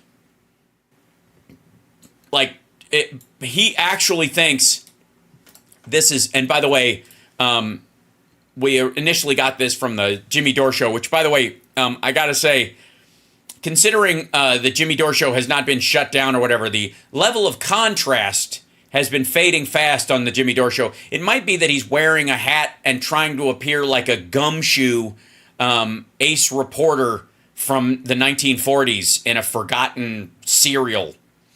But anyways, this is where this is. Alex Jones says Trump is still at risk, and Jimmy Dore just played it on his channel and agreed with it. That clip is 5 minutes long. That's what we just played. This clip from the Jimmy Dore show is 6 minutes long, meaning he basically talked about the fact that he's doing stand-up, which he isn't, and then said, a couple of times and played the video. That's the whole fucking thing. And it's crucial, I think, ladies and germs, if I may, that that you recognize that Jimmy Dore's entire show right now is just platforming other people's clips and going, which is, classy. And it's what's the word? I mean, it works for Hassan Abi, right? Hassan Piker, Chink's nephew. Just steal other people's shit. He does it with, Jimmy does it with dead comics jokes. Why not just do it with their clips? All right. So, okay, a couple things. We will go to, let's go to the, it's hard to even say. There was an interview, and I don't know, maybe somebody else can find it. We weren't able to find the whole thing, and it's curious that we can't. But Jesse Waters interviewed J.D. Vance, and here's 50 seconds of it. I don't know why they're not playing the whole thing. Maybe it's on Fox Nation. Maybe that's what it is, right? We'll see. Fox News alert now that Joe Biden's dropping out of the race. There's a growing call for him to leave the White House right now. No, there isn't. You do realize that growing calls from Fox News commentators and Newsmax people isn't growing calls at all. You guys have A, been saying that for fucking ever, and B, fuck you, we don't care. In our exclusive interview with Trump and Vance, they laid it out. Invoke the 25th Amendment. Oh, wait. It's in your exclusive interview with Trump and Vance. So he sat next to him during it? Is it a coup against Joe Biden? It's sort of, yeah. I think it is. I mean, look, there's a... Oh, boy. Wait a minute. What was that little wrist tap there? That remnants of Obama helping Biden off the stage at that fundraiser, wouldn't you say? Look at this. Look, how dare he? First of all, we got to find this whole thing because God knows it's going to be a mess and it's going to be edited to shit. Is it a coup against Joe Biden? It's sort of, yeah. I think it is. I mean, look. I think it is. Shh, Grandpa. Shh. Is that J.D. Vance's job now? Shutting down Grandpa? That's kind of interesting, don't you see? That's the first time I've seen somebody do that. Right?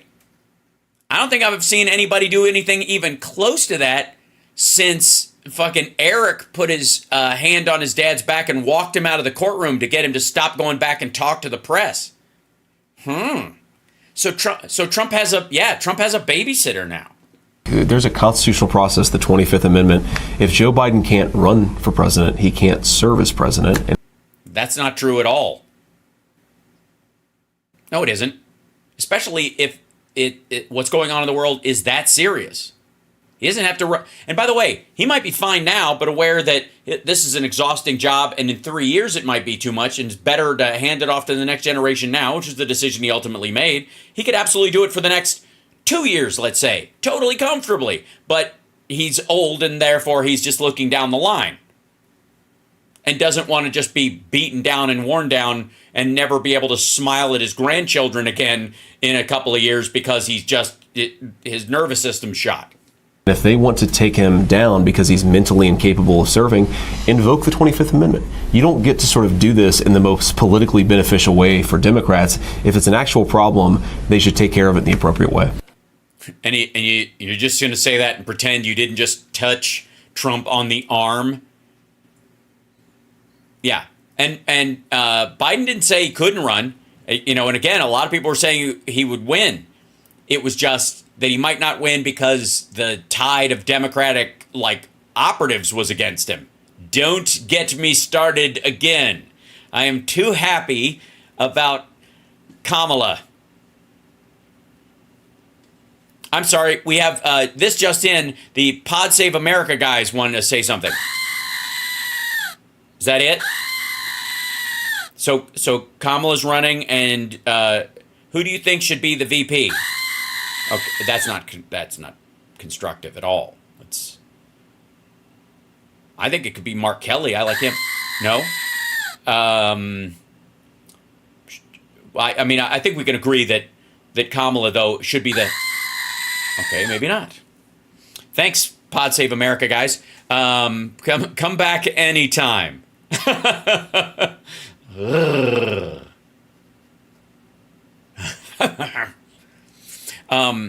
Let's hold on one second.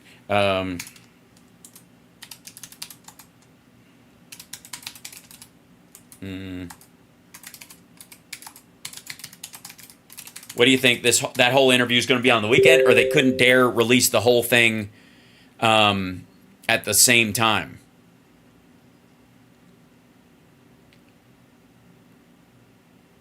Yeah, that seems to be the only clip from it.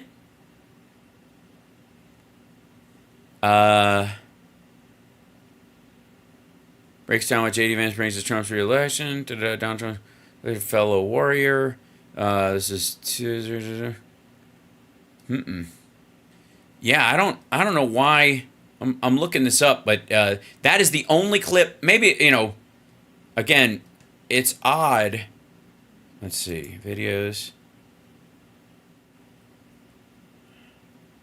Yeah, I'm not seeing, and I do mean not seeing, okay,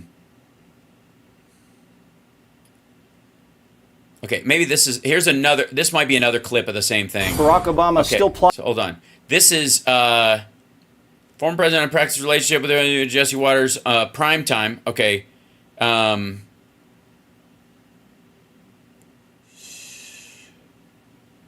Hold on. Maybe there's let's see, I'll open the link in a new tab. So there is this piece. This is this is Trump. Biden and Obama hate each other. This is Trump. First of all, Trump has been saying that Obama's really running the White House all this time anyways. But they hate each other. Okay, cool. Here we go. So this is, again, everything about Trump is projection. So therefore, I guess he and J.D. Vance already hate each other. Plotting against you, trying to take you out. They got some big problems over there. First of all, Obama hates Biden, and Biden hates Obama. They do this thing. Also, I hate bandages. And when Obama walked Biden out a couple of weeks ago off the stage, he didn't have to do that. He could have let him wave to the people a little bit longer. I don't know if Joe knew who he was waving to, but he was waving. And all of a sudden, Obama comes along, grabs him. Come on, Joe. By the way, that's the moment that I was talking about in the scene we just saw with J.D. Vance, where J.D. Vance touches Trump on his arm. This seems, again, everything is projection. Like he was a child. It made him look so bad. And I know people with Biden. I know people with Obama. And they were not happy about that. It made him look really bad, like a child. Like a child. They don't like each other. And also, just bullshit. I think that it's pretty tough. This guy got, 14, 15 million votes, delegates, he had the votes. So he goes through a process, he gets... The team does. Biden-Harris got it because they're running together. He didn't run on, I'm swapping out my VP this time. And by the way, this is why they're jumping on this. Because again, the big question always is why isn't Pence sitting next to you right now? It wasn't like you lost. You didn't lose the fucking election because people didn't like Mike Pence.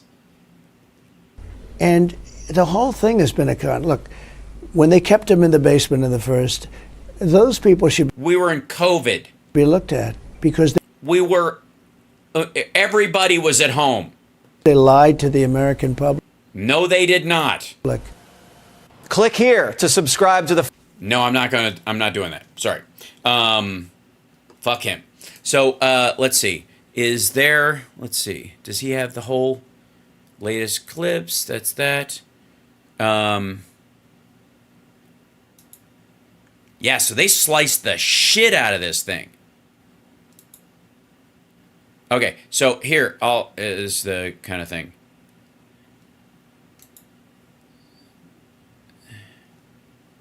And this will be, hold on, let me pause this.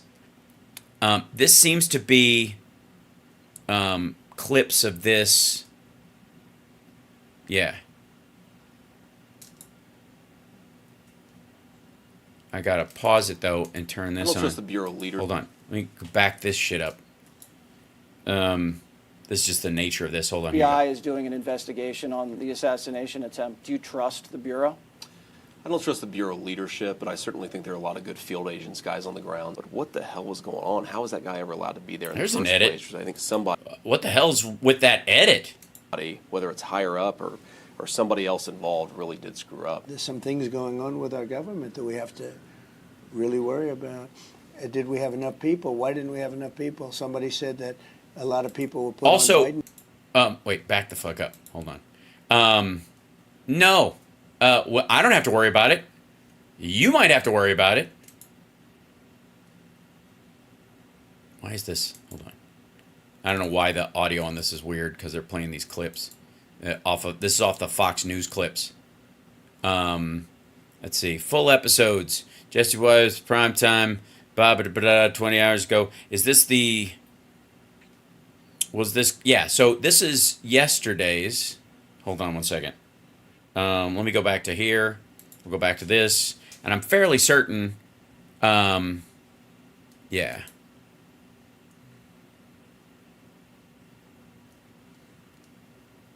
There we go. And... Ding. Okay, so this is the... All right, and I don't know how long the interview part of this is, or if it was part of the whole thing or not, but he has RFK Jr. on there. Excuse me while I look this up, guys, because I don't want to just grab pieces of this, in here. He's got, there you go. No, and then he's got Tulsi Gabbard on there. So this must be a separate interview that he's going to do later. Yeah. This hasn't aired yet. They shot this and then they put clips of it up. Yeah, so this is the exclusive part. Here you go. At the tail end of this, they put in this business. Hold on. I don't know why the audio isn't coming up on this. It's very strange. And I don't quite care. So he goes, this is part of their exclusive interview. Yeah, this is Trump, Biden hates each other. Okay, so this is on the Fox News site, and it'll probably be airing tonight. Yeah, so this is probably a lead-in to the stuff that'll be on at 8:00 their time. So pardon me for chasing that shit down, because it's a little silly. But there are little clips. Little clips of this business. There we go. And I'll grab one more of them. And by the way, all of this is just dog shit. They're gonna do everything they can to bury this. The fact. Here you go. Trump to Jesse. I wouldn't be okay. So this is... So they're going to... hold on. This is Trump to Jesse Waters. I wouldn't be worried about any of them. I don't know what the fuck that means. What we're going to see increasingly is, and we'll watch him. Because they haven't, first of all, he's a never Trumper initially, fucking hates the guy, is disgusted by him in general, and thinks this is my ticket, so opportunistic asshole, right? But again, you have to be willing to sit there and watch this guy talk and go, not only is tell everybody, not only does he make sense, but he's a good man at the same time. Neither of which are true. So they're going to cook up something at the convention. They might throw Gretchen Whitmer at you. They might throw Gavin Newsom at you. They might throw Michelle Obama at you. Yeah, I wouldn't be worried about any of them. Look, they have bad policies. Forget about the people. Right. No, you can't forget about the people, stupid. You don't have any policies. You just ran from Project 2025, and you can't run on, we're just the party of common sense, when everything you did went against common sense, like throwing out the pandemic response team's manual. They have an open border policy. No, they don't. They have a high tax policy. No, they don't. A bad military policy. What would be, they have a bad military policy. Is that why the military budget has gone up, 6% every year? The whole world is going woke. Their world is going woke. I see. The whole world is going woke. Now, at this moment, look again at JD Pants over here, at VD Pants. Watch this. They have a bad military policy. The whole world is going woke. Their world is going woke. Like, See that one? The Green New Scam. We're spending all our money on things that don't work. Oh, you mean the battery factory in Marjorie Taylor Greene's district that is responsible for all of the new jobs that have happened since she became a representative? The whole thing is a mess. Our country, if we don't win this election, we may never have another election. I'm telling you, this may be our last election. Well, then why would you worry about them? Hey, Sean. And then he leans over and says something stupid to JD Vance that's, well, you're going to have a fucking thing, not me. In this election, we may never. Watch him lean over and start to say something dickish right after saying we may not. Again, think about the seriousness of this, because I genuinely think Donald Trump means ill to our system of government, to our constitutional republic, to democracy itself, certainly to our allies. He intends to fuck the world into a cocked hat, no question. And for him to and so when I say that about him, it's a meaningful statement on there. I'm not fucking around. I will joke about him because he is eminently mockable, but I wouldn't joke about that part of it, the seriousness of those issues. Now watch I don't know what he says to JD Vance, because the whole interview isn't up yet, but watch how he goes, we're not going to have another election again. I'll be blah, blah, blah. Never have another election. I'm telling you. Maybe he says the same thing he said to Jeffrey Epstein. That worked. You can just go back to the old material. It always works. This may be our last election.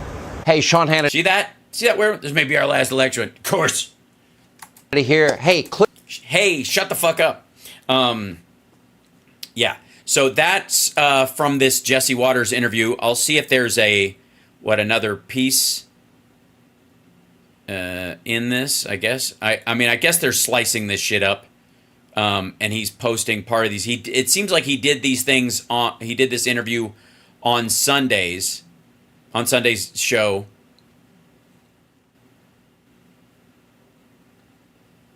Yeah. Yeah, I'm scrolling through to see who they've got on there. Mainly, that seems to be the only pieces of it that are up so far. We look at the whole thing because I'm curious to see the dynamic between the two of them. If it's as bad as those, imagine having to cut a clip that tightly. I'll give you a great example. This is how fucked up the interview must have been with Trump and JP Mandel over here. Let me show you. Okay. Here's a clip. Democrats had to do this change narrative. Harris Faulkner, 6 minutes long. Biden steps down interest of the country and his parties. 2 minutes and 14 seconds. Harris, the only politician with a favorability rating lower than Biden, Ari Fleischer. That's 6 minutes and 5 seconds. This is a 7-minute Jesse Waters clip right here, right? Where his opening monologue about Biden. Meanwhile, here's this clip of Waters and Trump together, 48 seconds. Here's J.D. Vance, same interview, 51 seconds. There's another one up here. There it is. 1:15. That's the longest one, is that Trump and Biden don't like each other. Which, again, what the fuck are you talking about? That's it. Yeah. So far, everything. Here's a 5 clip that's 15 minutes long. Here's President Biden embrace Kamala Harris from his statement or whatever. That's 4 minutes 11 seconds. Why didn't Obama endorse Kamala Harris? He has. RFK Jr. Kamala Harris has a lot of explaining to do. Shut the fuck up. 12-minute clip, 4 minute 56 seconds, 6 minutes 30 seconds, 5:21. Every clip from this interview of Trump is 1:15 or less. Now, could they be saving up big chunks of it? Maybe. Right? Maybe they're trying to fit shit in there, you know? Maybe they're trying to salvage, that interview. Or maybe so little of it is fucking watchable that they can only afford to put that up. They can't give a 2-minute teaser of the interviewer. Right? Yeah, look at this. 15 minutes, 9 minutes. They're basically the whole fucking... is there a clip at the top of this? Hold on. The assassination attempt of former President Donald Trump on July 13th they go to is the most significant operational failure of the Secret Service in decades. I take full responsibility for any security lapse of our agency. Embattled Secret Service Director Kimberly Cheadle up on Capitol Hill taking a serious beating from both. Okay, honestly, I don't know. Like in the teaser of this, at the top of this clip, it looked like they showed a clip of Trump, like in the lead-in where they were cutting to her, but I have not seen. Nope, anymore. So they're obviously they're either going to air this whole thing later or they can't afford to. Wouldn't that be something? Wouldn't that be quite telling, ladies and gentlemen, if I may? The folks that, they're running this, they do this interview of Trump Vance to introduce the team, and they can't show more than 45 seconds of it without somebody else. And again, Jesse Waters asks a big question at the top of the 1:15 thing, so they can't show more than a minute of any of these folks, of any of these clips of Trump and Vance together. Yeah. Isn't that weird? Also, if you'll notice, Trump keeps calling Project 2025 Project 25 so that people have a difficulty looking it up.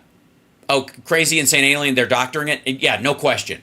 And they can't show the rest of it. It's Doe 174, JP Mandel 2024. So let's go with, in our last little bit together, if I may, because I won't be doing a show tomorrow because I have the Ultimate Jam Night. So just letting you know, unless something extraordinary happens, in which case I will absolutely pop on wherever I am. But in the meantime, let's take a look at J.D. Vance in Middletown, Ohio, giving a rally speech. Hold on. Wow. And here he comes. This is here's the new magic, everybody. Well,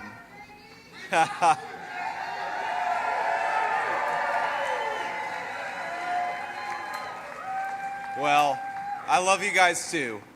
Just because we're in Middletown, I can say that, right? Man, yeah, it's totally got a no homo vibe because you're in Ohio, I guess. it is so good. It is so good to be back home for once, isn't it? Wow. What do you mean for once? For once? We had an amazing crowd here. We have an amazing crowd here. We had hundreds of people outside that couldn't even get in, and I'm just so grateful to Middletown for welcoming me home. It is good to be here. Thank you, guys. Yeah, even outside it's packed. Boy, he's really working those Trump lines. God bless you.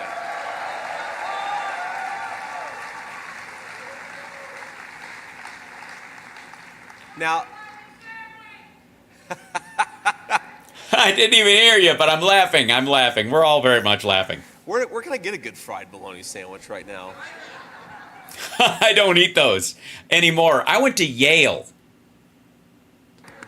All right, this is the guy who makes it. All right, before we get started here, The guy who makes it. I have to say a few things. First of all, I want to take a moment to thank some outstanding Republicans.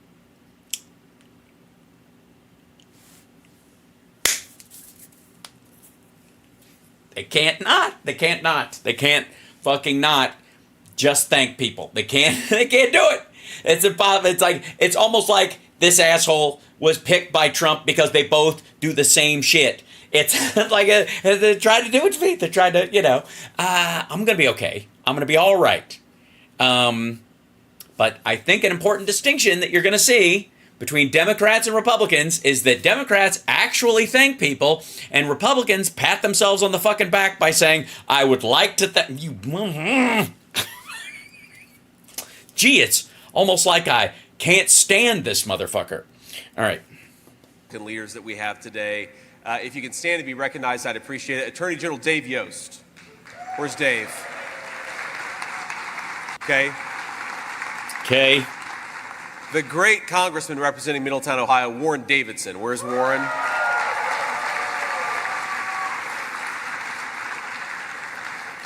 We've got the Ohio GOP chairman. I call him Alex T. I'm probably going to butcher your name, Alex. Alex Trantafilu. Pretty good? Got it. All right. I've learned. To say the name of the head of the GOP in your hometown? How long did it take you? Of course. Transafilu? That took you a while? The next senator for the United States of Ohio, Bernie Moreno.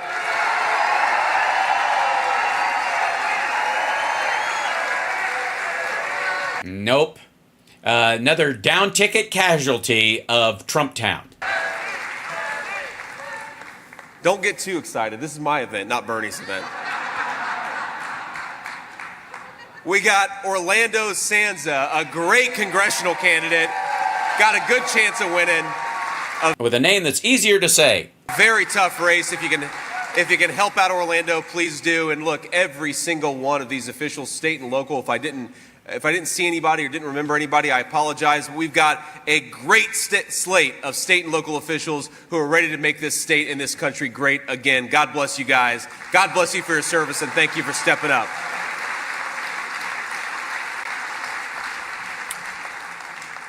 Honestly, he sounds like somebody else who would talk at one of these things. Like, he sounds like the person interviewing him, or like introducing him, rather. You know what I mean? And I gotta say, hello, Middletown, Ohio. Hello to the great Middletown Middies. I am so grateful to be here. I'm so grateful for this turnout. You know, so many of you know my story, but I graduated from Middletown, Ohio School in 2003, 21 years. Middletown, Ohio School.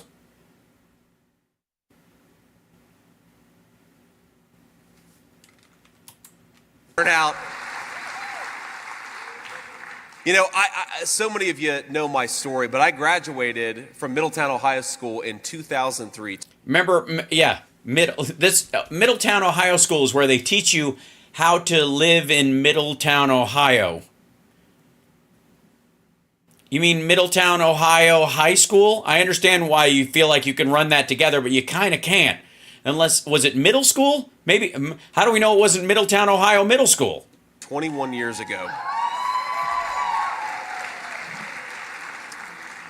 And a lot of you know the story of my family. A lot of you, I mean, hell, a lot of you are. Well, the bullshit version of it, sure. Are my family, actually. We're probably, if you count fourth and fifth cousins, half of you are probably related to me in this room.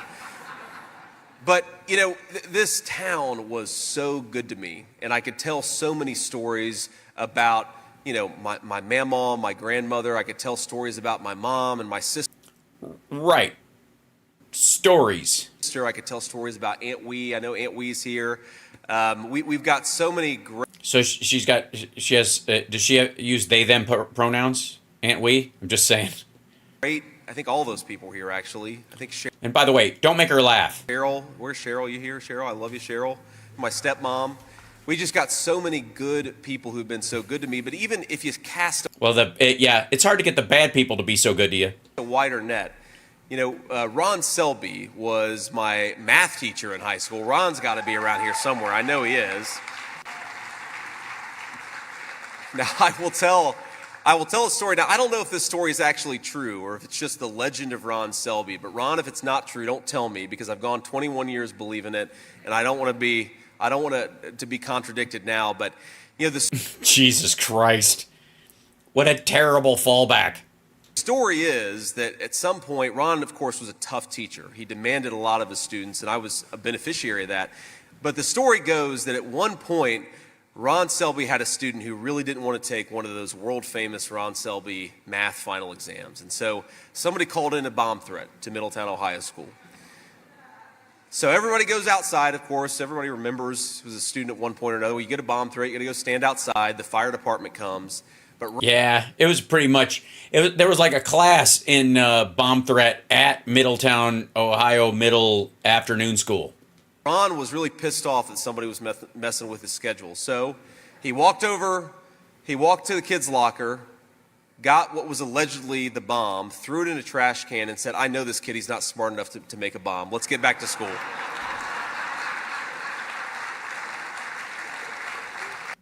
Okay, first of all, you're a fucking lunatic. Secondly, I would like to remind everyone that Donald Trump's shooter, who everybody is arguing is kind of a loner dipshit, had bomb-making materials in his house and in his car, and you don't have to be that smart to make a bomb. Secondly, the smart part of making a bomb is apparently not blowing yourself up in the process. But that's fucking stupid. Also, how do you know that was the kid that called in the bomb threat? Right? Explain that part to me. How did you know from somebody calls the school and calls in a bomb threat and says there's a bomb, what, in their own fucking locker? I mean, it's apocryphal garbage, but Jesus Christ. That's the legend of Ron Selby. I could go through. Yeah, it's about as real as the legend of Ron Burgundy. Through half an hour and longer, just talking about so many of you who made me who I am, and I'm so grateful to you. And I said at the RNC convention, which was the craziest speech and the craziest environment I've ever given, it's like all of you times 100 people, right? Yeah, it's like inbreeding on fleek, sure. They were just as excited as you guys are, times about 100 people. You could barely hear yourself think, but I said, I will never forget where I came from. Ladies and gentlemen, I came from Middletown, Ohio. I am proud of it, and I will never forget where I came from. Yeah, hey, asshole. I came from Peaksville, Kentucky. Middletown is a metropolis compared to where I came from. And I didn't go to fucking Yale, dummy.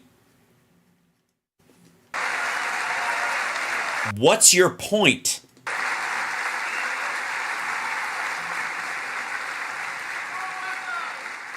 And in fact, I might make the Secret Service take me to Central Pastry afterwards to get some. Also, local things. I will be localing because I am local. Boy, it's nice to be back here for once. And when I mean for once, I mean the last time. Ha ha ha. I am localing. Jesus Christ. I'm dead serious. They get nervous. They do not like unexpected. Yeah, I don't know why the Secret Service would be nervous right now. Why would that? It's funny. It's a regular thing to have bomb threats in your town, and you want to take a divergence to the fucking. You want to take a side trip to someplace, and they get nervous, do they? I can't imagine why. Look at the laughter. It's almost like you were in on it. And I love Milton's too, of course. Both. I love both. But Milton. I have no preference in town that I am from, and town good, and I will be localing. Jesus Christ. When did this dude hang out with Peter Thiel so long he became like a Jeff Zuckerberg? Milton's has expanded a little bit. I feel like you can get Milton's not just at the place that's there on, what is that, Roosevelt? You don't know? Boy, what a hometown guy. Where's the place that I was saying that I go to all the time? Where is that? You know, because you never forget where you're from. You just forget where it is. I'm never going to forget where the fuck is my house? Where do we live? Shit.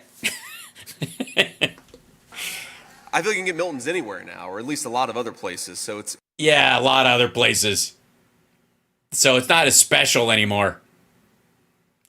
Honest to God, this is like me saying, I go back to Chicago and I'm like, let's go to Homer's. Yeah, we're going to go hang out. I mean, the White Hen's gone. That's where we used to go, but there's a 7-Eleven there now. I could walk to it blindfolded, but let's go to Homer's. Now, where's Homer's? Is that on Green Bay or is it in Deerfield? I can't remember. I'm sure there's another Homer's, but I don't quite know. Like, dude, I could get on a bicycle blindfolded and if I listen to the same 4 songs, I could end up there because I know where the turns are based on the Rat song I would listen to. It's cast a wider net. Anyway, we're going to talk about...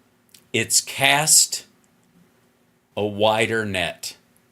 I'm localing and speaking local vernacular. Isn't this interesting? Where the town is where I'm from, and the town being the place that I am in. Jesus Christ, this guy's ready for the Hall of Presidents already. Donuts all day. You can tell what I skipped lunch, so my mind's on donuts here. But you know.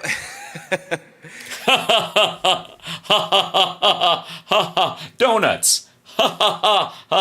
Trump eats shit all the time. We were going to have lunch together, but I nearly vomited. The smell took my appetite away. Please get me a donut. I'll tell you another story. Oh, good. It better be good. It better have sharks and electric boats and windmills that give eagles ass cancer. My mamaw was just an incredible woman, and a lot of you knew her, and a lot of you knew her personally. Yes, according to your book, she stole from everyone and became addicted to painkillers that she stole from the office that you worked in. But you blamed brown people for it somehow. And I talked at the RNC convention, and I'll repeat this story just because I think it illustrates how tough she was. Why?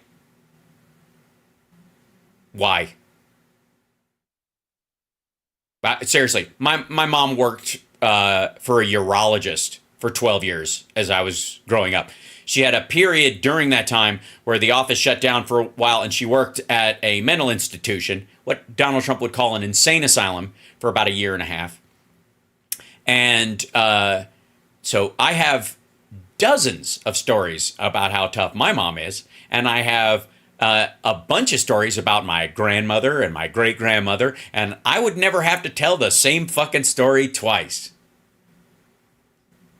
And I don't even have a biopic that was shot by Ron Howard. You know, Mamaw died in 2005. And I was a United States Marine at that point, and I was just about to leave for Iraq. And when Aunt Wee and the rest of us went through her things, they discovered 19 loaded handguns in Mamaw's. That is not a made-up. No, that's. Well, now we know why there weren't any toddlers running around. Yes, apparently you come from a long line of paranoids. Also, she was illegally trading OxyContin. That's right. That's right. Well, you know, when she introduced herself, sir, she is an Appalachian American. And when she introduced herself to my uncle, my Aunt Wee's husband, for the first time, she said, "I'm from Breathitt County, Kentucky, where a woman isn't fully dressed without her gun." So that was Mamaw's attitude. And yes. And again, largely because I believe she was involved in the illegal narcotics trade. And, you know, she was tough, and she was disciplined, and she is the reason why I've had... No, if she was disciplined, she wouldn't have had loaded guns just laying around everywhere for the grandkids to find. So many of the good opportunities that I've had in my life, but people don't realize she was an incredibly sweet and kind and caring person, too. And I'll never forget, I was probably 10 or 11 years old, and she picked me up from school, and... there was just this very, you know, I'd never seen this person. She was probably 14 or 15, young girl who was sitting in the back of the car, and she was clearly a little freaked out. And I'm going to get emotional telling this story. Are you sure? And I don't think that I've ever told this story before, but, Mamaw said, I said, who is this person, who's in our car? Who is this person who is in our car? You didn't say, who's this girl? Who are you? Who's she? You said, who is this person who's in our car? So well spoken for someone from Kentucky/Ohio. And Mamaw said, don't worry about it. None of your business. And I said, okay, I'll shut up. And eventually we dropped her off, and then we went back home, and I asked Mamaw, well, who was that? And she said, well, that was a little girl, and I guess there was some pretty bad abuse in her house. And when that little girl ran away from home and tried to find a safe space, she asked, where could I go? And everybody said, you can go to Bonnie Vance's house.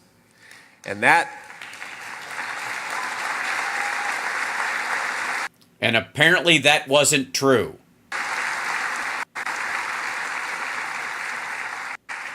And that is the Mamaw, but that is the Middletown that I knew. Why didn't she stay? She wasn't at the house. She was in the car. You went to the house? You were asking her at the house where'd you drop the girl off? Back at the abusive house? That's not a story.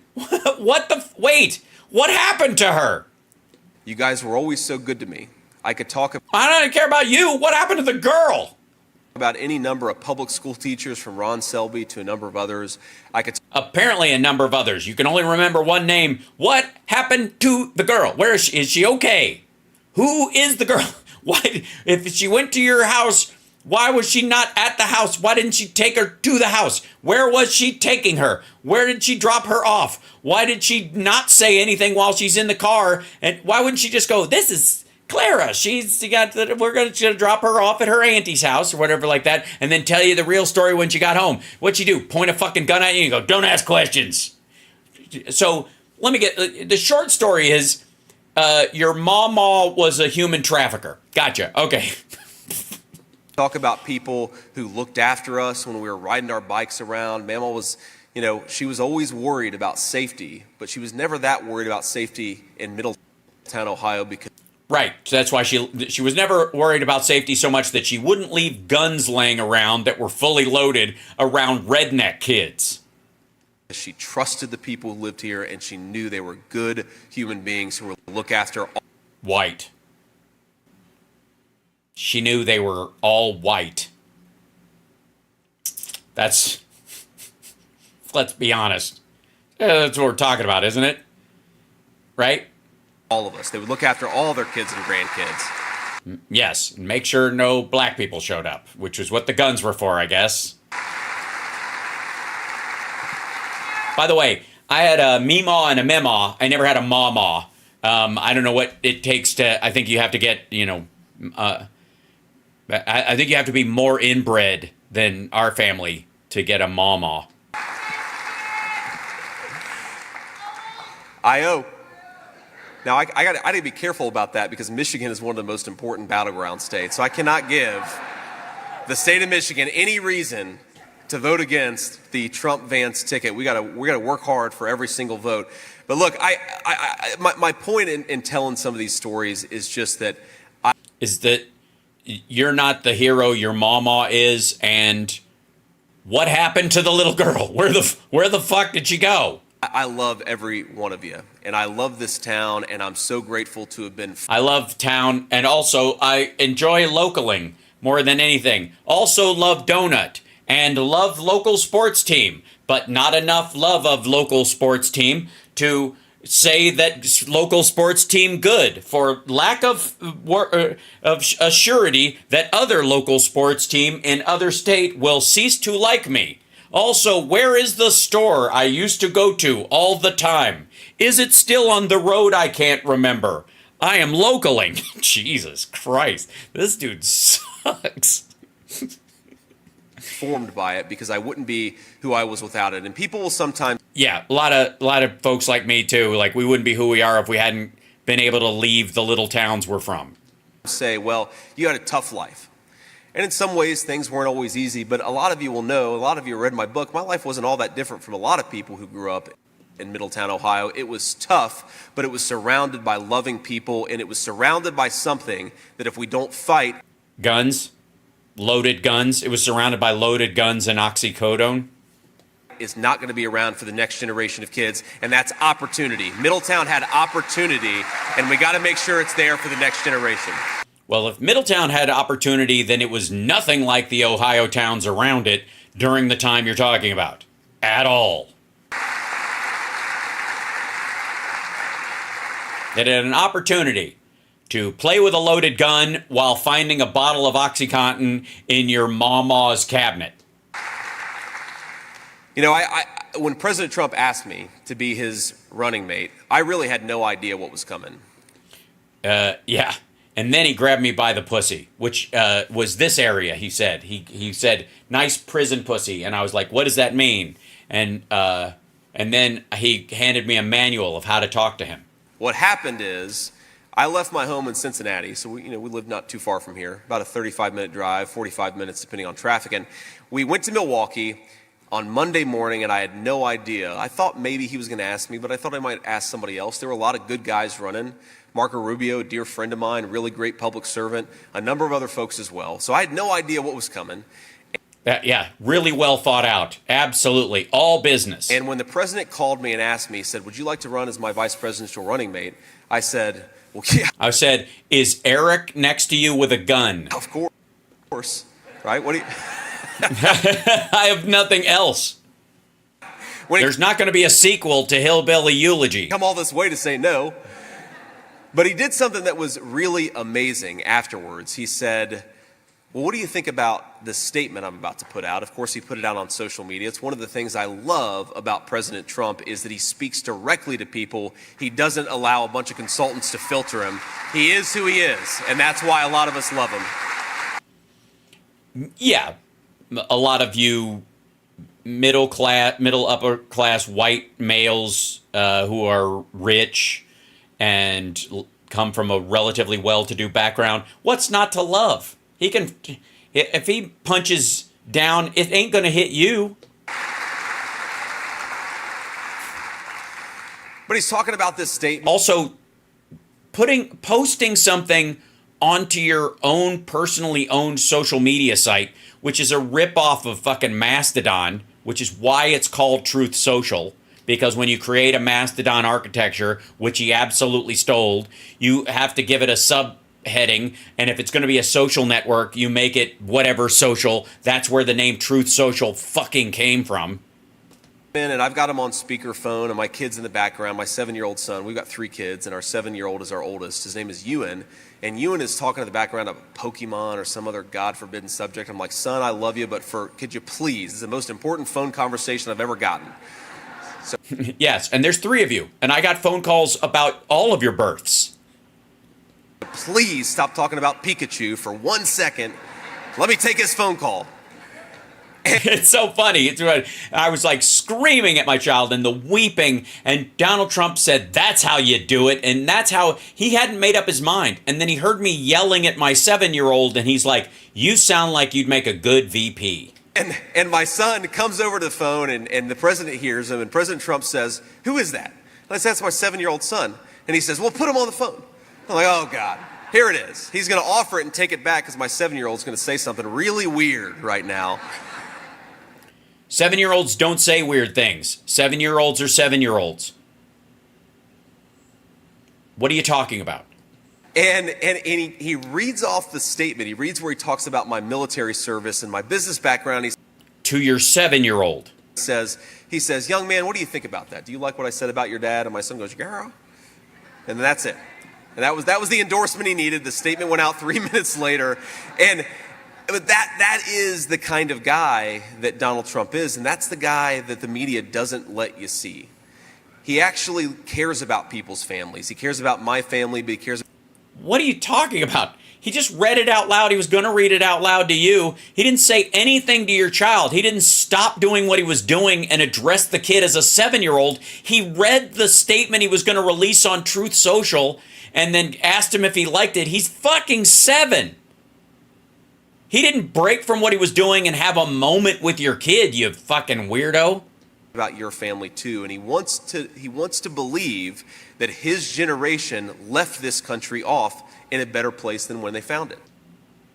He wants to believe that his generation left this country off in a better place than when he found it. Anyways, back to localing.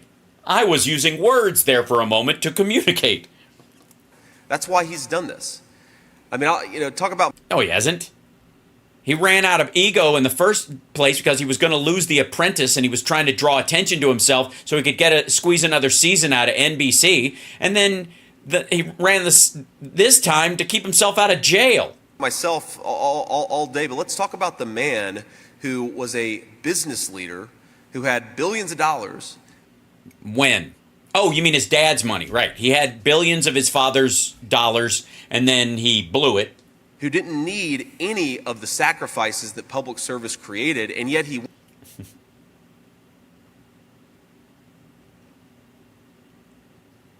What a weird way to look at public service. He didn't need any of the sacrifices. He didn't have to make any of the sacrifices. Right? He didn't have to give up a job that would make it impossible for him to pay his rent. As a matter of fact, public service kept his golf courses afloat. Went out there and he did it anyway. That's the type of people we want to become public servants, and thank God he served for 4 years as President of the United States. And no more.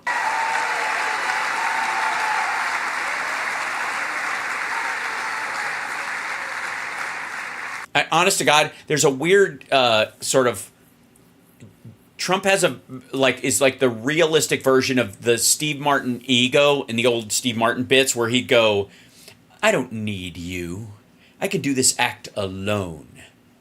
I often do. Right? But Trump says that in a serious way. And now, ladies and gentlemen, after 4 years of Joe Biden's presidency, or whoever actually is calling the shots in Joe Biden's White House, where, I guess, a round of applause for the mysterious behind-the-scenes people who've doubled the stock market, kept unemployment low, wages high, have curtailed post-pandemic illness and death and inflation, who've brought the United States economy back from the precipice and has built it to be the strongest in the world, who put China's entire economy in the rearview mirror forever, who've relegated them back to effectively the status they earned, not the status they stole. Let's hear it for whoever the fuck that was. Joe Biden. Are we ready to re-elect President Donald J. Trump again? Wow, that's magic right there. That's some people will go, hey, that's like a game show host, or not even a game show host, someone auditioning to be a game show host who doesn't get the job, and they're like, not quite smarmy enough, actually.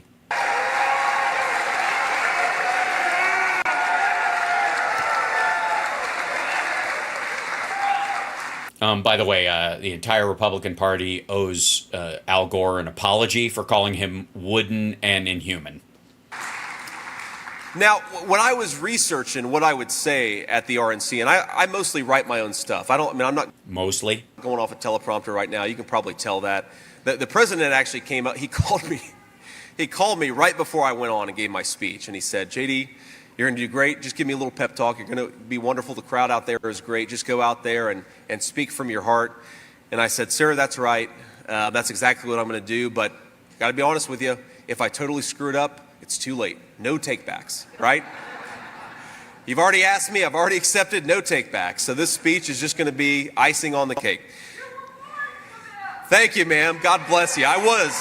Thank you, ma'am. This place is full of my former teachers and friends and people that we know very clearly. Almost everyone here is a cousin, like you are, person. I don't know anyone here except my direct relatives and my old high school teacher who showed up.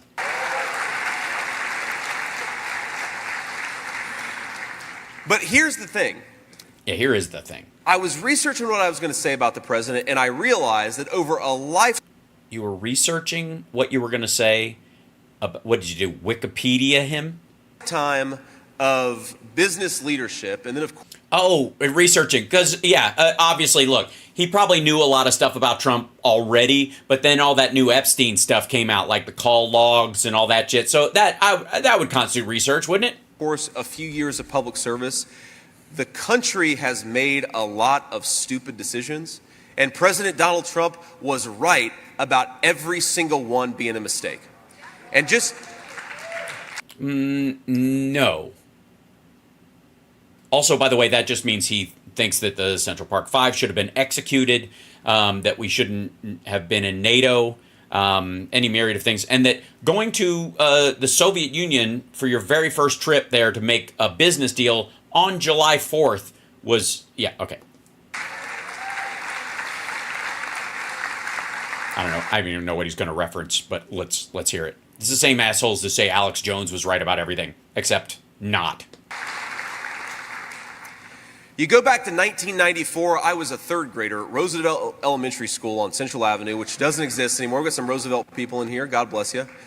And 1994, this country gave a sweetheart trade deal to Mexico that sent hundreds of thousands of good manufacturing jobs, many of them in our communities, to Mexico. That was a bad idea. We shouldn't have done it, and Donald Trump said it was a bad idea, right? So did Ross Perot, and Trump didn't vote for him. The current administration... Trump voted for Clinton Gore. By the way, supported it. In 2000, towards the end of the 1990s, I should say, we gave a sweetheart trade deal to the communist Chinese. We allowed them to build their middle class off the backs of the American middle class. And you know who supported it? The current people in power. You know who opposed it? Donald J. Trump. All of Donald Trump's merchandise for his campaign was made in China. All of Donald Trump's Trump merchandise for his private company made in China. Donald Trump's buildings were made with Chinese steel.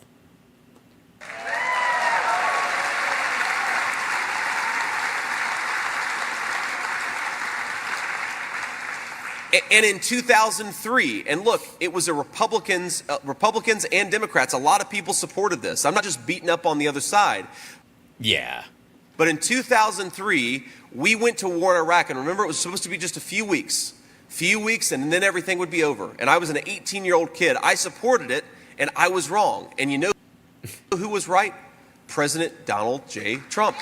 No, he wasn't. He called in Howard Stern and said, you kind of have to do it. I don't know. You kind of have to. That's just a lie. He knew.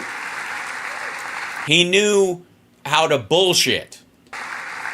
He somehow knew, even though he was a real estate developer in New York, that this thing would become a quagmire. It would cost thousands of lives and trillions of dollars. And I think we want the kind of president. Well, then why didn't he get us out of Afghanistan while he was in office? Why didn't he just roll straight in there like he said he was when he became president, when he actually could do it and get us the fuck out of Afghanistan? Period. End of story. No matter how bad it is, after all this time, just pull the fucking Band-Aid off. Let's get the fuck out of here. We got to go. This was a mistake to start with. It's a mistake right now. It's not going to work. We're out. That's it. First act as president, within a couple of months, we're getting the fuck out of here. Pack your shit. We're gone. Right? He knew early. That's what you're saying. So why did he run on getting us out and never fucking do it? And why is he now running on the idea that we should have kept Bagram because you can't leave and stay at the same time? Who sees around corners, who doesn't follow the stupid conventional wisdom right off the cliff, who fights for American citizens, puts them first, and has the wisdom to know how to lead this country. Unless, of course, they've been taken captive by foreign powers, in which case, fuck them. Or they're still in Afghanistan the entirety of his presidency.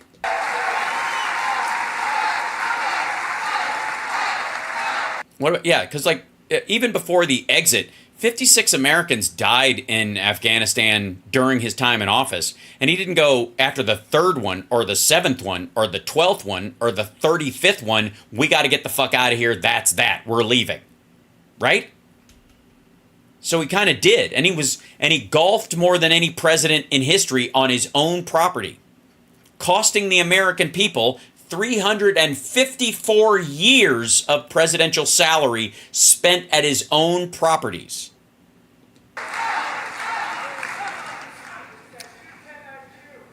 By the way, I would like to say also the most convoluted and complicated lies that he has told have not been about himself, but about Donald Trump. Because he is literally being handed the lie that he should be selling. And so he is unquestioningly carrying that bullshit around and giving everybody a whiff. That's right. He probably does have an IQ of 210, but don't tell him that. No, he does not. Don't tell him that. So, I don't know why that's a dig or an inside joke. He already thinks he's that smart. The problem is, when our leadership makes all these dumb decisions, we know exactly who suffers the consequences. It's all the people who died of COVID because he said it would go away with the sunshine. People right here in this room and the communities that we live in. Sorry, those are the cities, the city you grew up where you said there was plenty of opportunity. Mm-hmm. All during that time, by the way. This isn't the fucking 70s we're talking about. So I want to say, and I know there's some TV cameras here, and I'm sure this rally is being covered in any number of media channels. No, it's a specific number. It's 3. Newsmax, RSBN, RAV. Everybody else is all the other cameras are just from the campaign. And believe me, they turned off 10 minutes ago. I want to talk about the future, and I want to talk about what President Trump and Vice President Vance's ticket will mean for the American people, who we're going to fight for, and how exactly we're going to do it. So let's start with who we're going to fight for. Well, obviously, upper middle class white people like the folks that are surrounding you. Number one, we're going to fight for every single worker in this country. If you work hard and play by the rules, you ought to be able to put a good dinner on the table and send your kids to whatever vacation and whatever school you want to. Yeah, send your kids away. You should be able to send your kids off to a vacation and never have to see them again. Also, every worker in this country, so housewives, go fuck yourself is the point. Basically, we're talking about men workers, men get all the breaks, women, you stay the fuck home, and then we can send the kids off when we want to make a new one. Work hard and play by the rules, you get a good life. It's that simple. Oh, I see. Yeah, that's true. You get a good life. But if you pretend to work hard and lie about it, and you don't play by the rules and you cheat and steal, then you can have a great life like Donald John Trump. Also, like, this is so fucking generic. Think about this in terms of like an inspiring speech. Work hard and play by the rules, and you can have a good life. Like, yeah, cool, bro. We're going to fight for every single parent to send their kids to a school where they get a good education and not an indoctrination, right? Now what? Okay, so no religious schools at all. So you guys are against Christian schools, Catholic schools, those are gone, yeah? All right. Yeah, everybody's like, it's an AI ChatGPT. No, ChatGPT and AI have gotten way better. This is like a Gen 1 AI speech. Thank you. Thank you. Goodbye, all Christian schools. Indoctrination bad. I don't mean that kind of indoctrination. Wait a minute. Indoctrination is how we all got here. I wouldn't be in power without indoctrination. Psst, psst, everything. If everything you say is a lie, then every lie is a truth. Psst, all right. C-Spock tricked him. I told him indoctrination was bad, and they should be against it in all schools. And then he realized he'd gone to an indoctrination school, and that caused him to show down. Oh, in the background, you can hear the Pod Save America guys cheering for J.D. Vance. They get very excited when he talks. Yeah. Now, I got a great education at Middletown High School. I graduated in 2003. I joke that I got a PhD, a public high school diploma, and I'm very proud of it.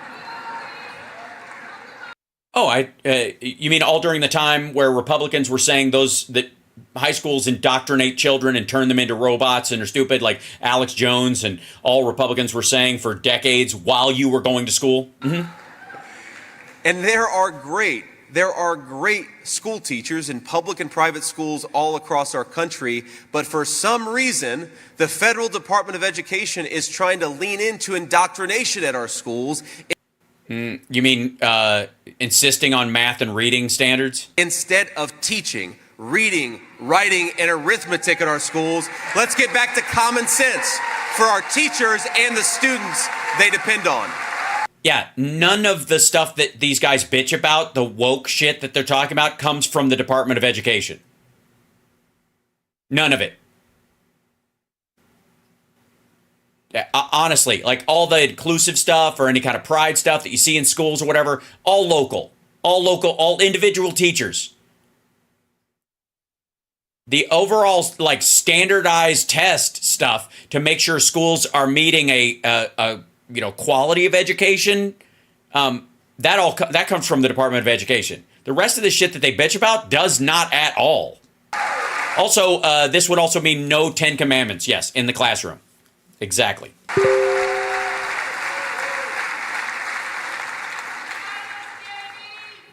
God bless you, sir. Okay, pretty sure that was a woman. One second, if I may. Depend on.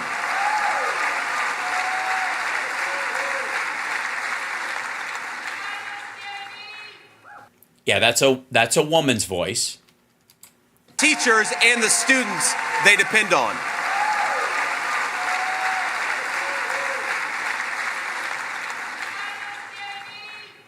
God bless you, sir. Uh-oh, Matt Walsh is going to be very mad. Hold on one second. I'm getting a message from the fam. Hold on, because I'm going long. So give me 1 second, if I may. Let's see. No thanks. Get out of here. Order again. Yes. Order again. There we go. This and this and yeah. These guys and these guys. Let's see. Hold on 1 second. And then this one. Yeah. And the fam is asking for food. So hold on 1 second. There we go. And yeah, that should be it, I think. All right. Okay, there you go. No thanks. There you go. And there.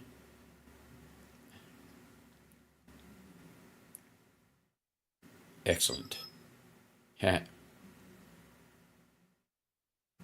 And the Ultimate Jam Night, I've got like more songs than usual tomorrow. It's very exciting. Okay, hold on 1 second. Food is on the way, love you. Sorry, food is on the way, love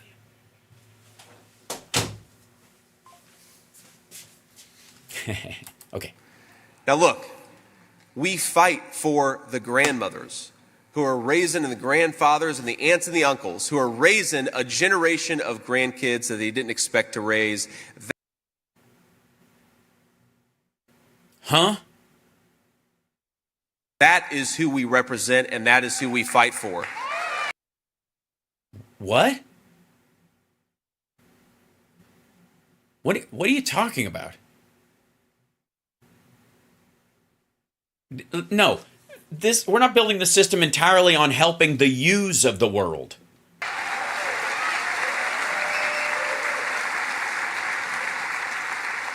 And one of the coolest things, my book came out in 2016. That is cool. Yeah, that's cool. And one of the coolest things about my book is... What is one of the coolest things about your book? I've been wondering. That is the question on everyone's mind. I heard from a lot of Americans from all walks of life, but especially from Black Americans who would come up to me and say, "Oh dear, our story is your story." Whether it's the drug epidemic or whether it's this epidemic of crime and violence that Jesus Christ. Biden and Kamala Harris unleashed in our country, we have got a lot of grandparents, white, black, and every skin color, that are raising kids that they didn't expect to raise. And they're doing it because it's the right thing to do, and they... What? Okay, first of all, no, not at all. Bullshit. 100 times over bullshit. This is a sales pitch that they have come up with because Trump is convinced that black people are all criminals and that nobody has any parents and all that shit. And he wants to try and scoop up those votes by sending this asshole to his hometown full of white people, just like Trump went to a black church full of white people, and making up this bullshit story. Do it because they love their communities. What? No, nobody raises their grandkids because they love their communities. They raise their grandkids because they love their grandkids. What are you talking about? What a weird way. Again, what kind of robot shit is this? Listen to this. And every skin color that are raising kids that they didn't expect to raise. And they're doing it because it's the right thing to do, and they do it because they love their communities. So they don't love these kids. They're doing it for the community, are they? Like the fucking commies that they are? My message to them is simple. Why? Because you think they're simple? I will fight for you, because if it wasn't for a grandma like that, I would not be standing here today getting to run as your next vice president of the United States. No, it's because of the choices you made at Yale and Peter Thiel that you're running for VP. Your own success to go to Yale, that's her. After that point, that's all on you, dude. If everything's chained together, then the fucking welfare that she got that helped raise you is all, like, the taxpayer got you there too.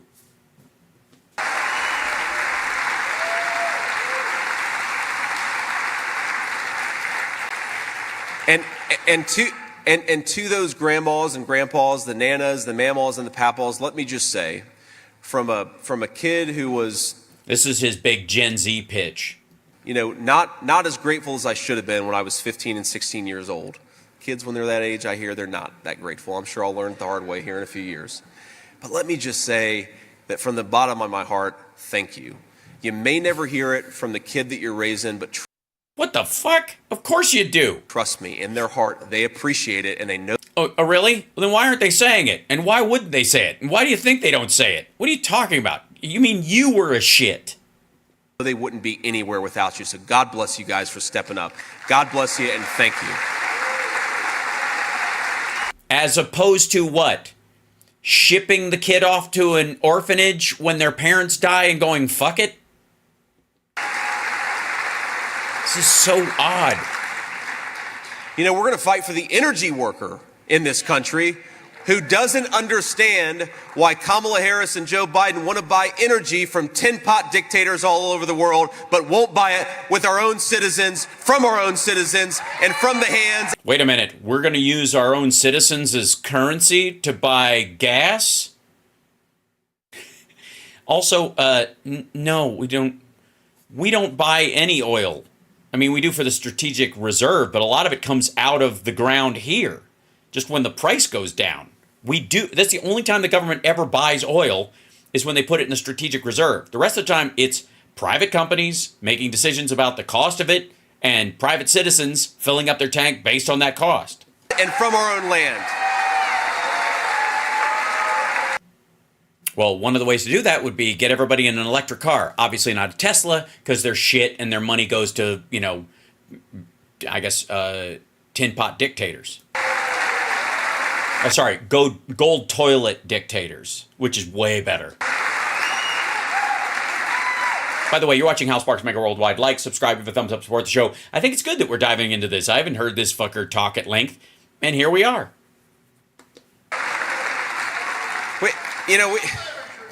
Drill, baby, drill. It's a very, very simple concept, but it's ridiculous. And we have no power over that. You can give people leases, but you can't make them use them. profound because we've got great energy workers in Pennsylvania. We've got great energy workers in Ohio and all across our country. They want to do a good job. Yeah, but that doesn't involve driving the price down of the thing that they dig up or create or process so that they lose their job. Right? Even oil workers realize that their job is predicated on the price of oil staying fairly high. Yes? If it bottoms out, who the fuck needs them anymore? Right? Want to earn a reasonable wage and they want to power the American economy. Why don't we have a president that lets them do exactly that, ladies and gentlemen? We do. We've never produced more oil than we are right now. Unleash American energy, drill baby drill, and let's turn the page on this craziness. Yeah, no one knows what the fuck you're talking about. Obviously, I know you guys, and it works amongst maggots, but the drill baby drill thing is absurd. And again, like I said, oil and gas workers need the price of oil and gas to remain relatively high, or they will lose their fucking job, right? If the value of what you're producing goes way down, obviously the producers of those, the people that, in the boardrooms are going to make as much as they can. And one of the ways that they're going to do it, if the price of the value of the commodity goes down, is to cut workers, right? Especially if they're getting a decent wage. And it's not just about the energy workers, it's about workers all across our country because, I have to believe in this crazy thing that we ought to make more of our own stuff in this country, right? And I know President Trump... Oh, you mean like Trump ties and Trump hats and all that kind of stuff? Which is made in China? Agrees. Like what? But think about this. You know where 95% of the ibuprofen, Advil, 95% of it, you know where it's manufactured? China. Yeah, worldwide. You know where the gross majority of the antibiotics that we put in the bodies of our children come from? China. The gross majority? It used to be the majority. The overall majority. And why has that shifted? Because we've moved it both to here and to India. Now, I don't know if you were alive the past 5 years, but do you remember maybe why we shouldn't trust the Chinese attitude towards public health?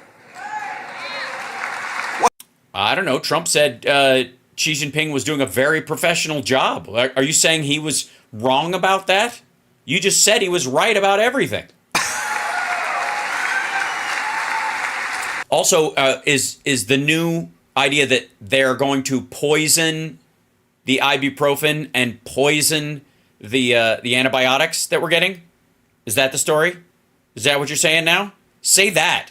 Hey, Xi Jinping's fierce. He can take it.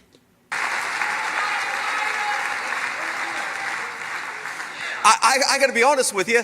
I don't trust a damn plastic toy coming from China. I sure as hell don't trust the drugs that we put in the bodies of our children. Let's make our own stuff, my friends. Then the price will go up by a lot. Yes, well, Anvil Ghost says you thought that COVID was a hoax. It was a hoax, but a bioweapon hoax that was an attack with a real disease that was fake at the same time. So. But you can't manufacture anything unless you've got low-cost energy, which we've got it. Sorry, real quick. You think we don't make ibuprofen in the United States or manufacture antibiotics in the United States, which we do, but on the scale that you're talking about, because we don't have power for those plants, or the power for those plants is dude, you do realize you don't smelt ibuprofen, right? We are sitting on the Saudi Arabia of natural gas. The next 100 years, we could be energy dominant, which helps our people pay lower energy costs. It helps our citizens who... Yeah, if you transition all the buses and large transportation vehicles to natural gas, you're gonna do that. Also, if you use that natural gas to produce energy that you can put in electric cars, so you don't need oil, you're gonna do that? Of course you aren't.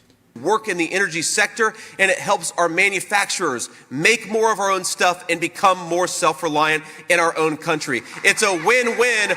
All right, no, again, nobody is not opening a factory in the United States because the cost of the energy for it is too high. Not even fucking close. If you don't believe me, ask all the fucking crypto miners. Those things are nothing but an energy suck. The computers get so fucking hot, you have to submerge like rows of them underwater to cool them off.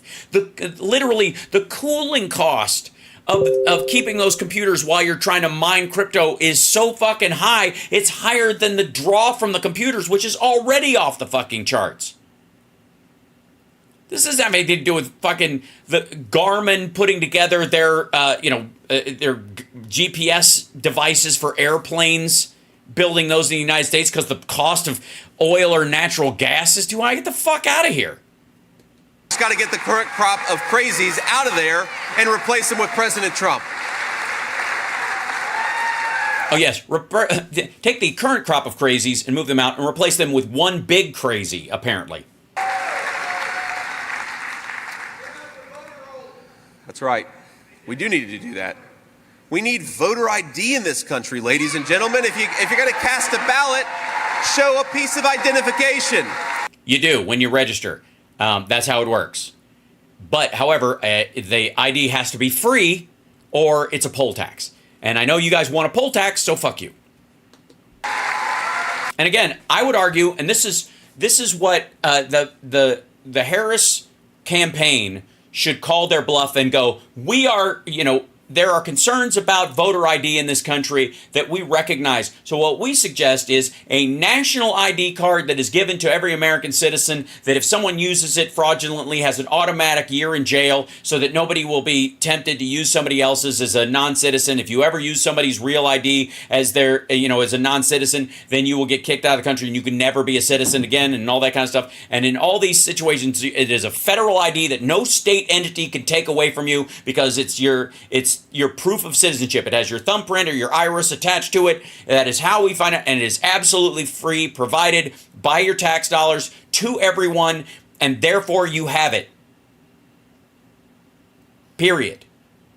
Yeah, at 16 years old, you get this automatic ID. You are identified at birth on your birth certificate with your footprint or your thumbprint.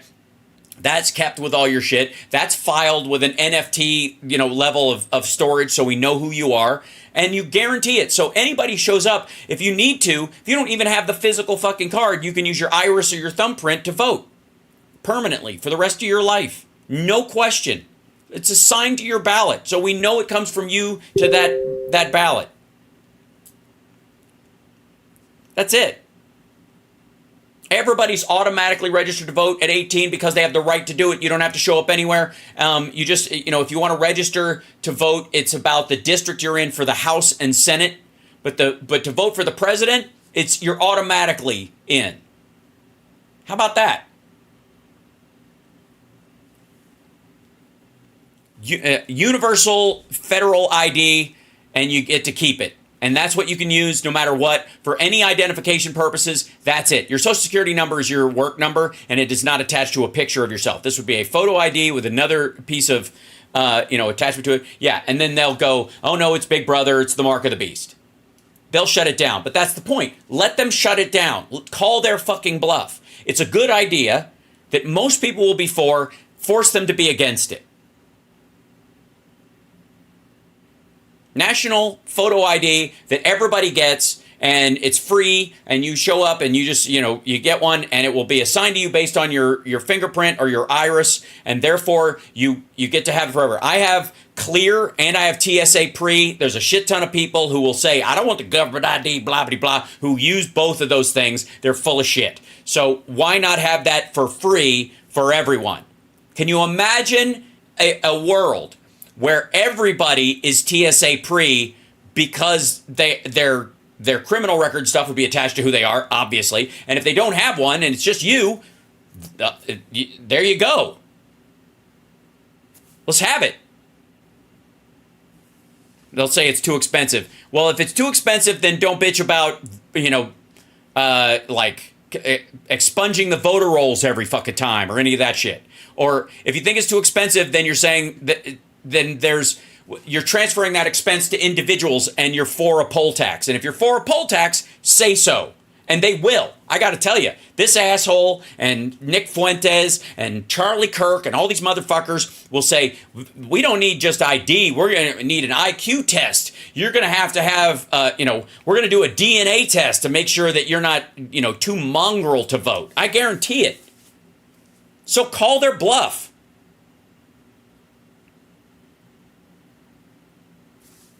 ID for all. That's right. If you want to talk about Medicare for all, ID for all. Every American citizen gets an ID. Period. End of story. For free.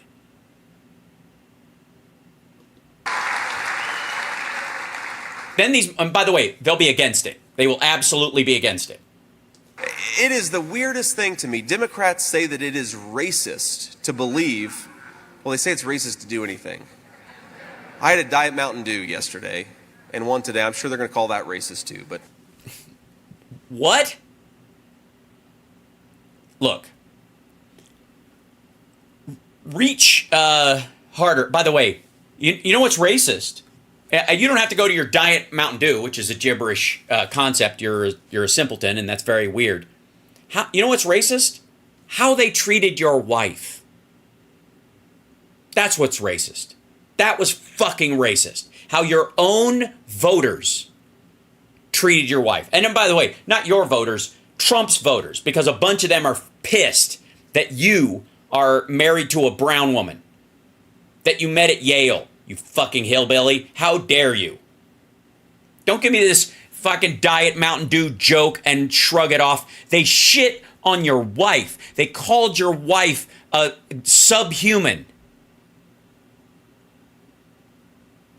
Fuck that, and fuck them. And fuck you for not defending her. And we all thought it was bad when Ted Cruz let Trump call his wife ugly. You're letting these maggots shit all over your wife and kids. Fuck is wrong with you? You want to know what my stand is? I don't give a shit that you drank Diet Mountain Dew. I think it just shows you have a bad choice in beverages. I don't know what the fuck that's about. That just sounds gross. That sounds like the dweeb version of Monster Zero or whatever the sugar-free Red Bull that everybody drinks. Get the fuck out of here. You let them mock your wife's race and your children's race. Don't throw this in our fucking yard, you weirdo. It's good. No, it isn't. It's fucking nasty. It has nothing to do with race. It's gross. Also, is this some sort of weird reference to black people drink Diet Mountain Dew? And that's what you're talking about? Is that some weird thought you have? I love you guys. I love you guys. I'm so, you know what I mean? It's like a moment we had together. It's like we've all come together, to talk about something that no one understands.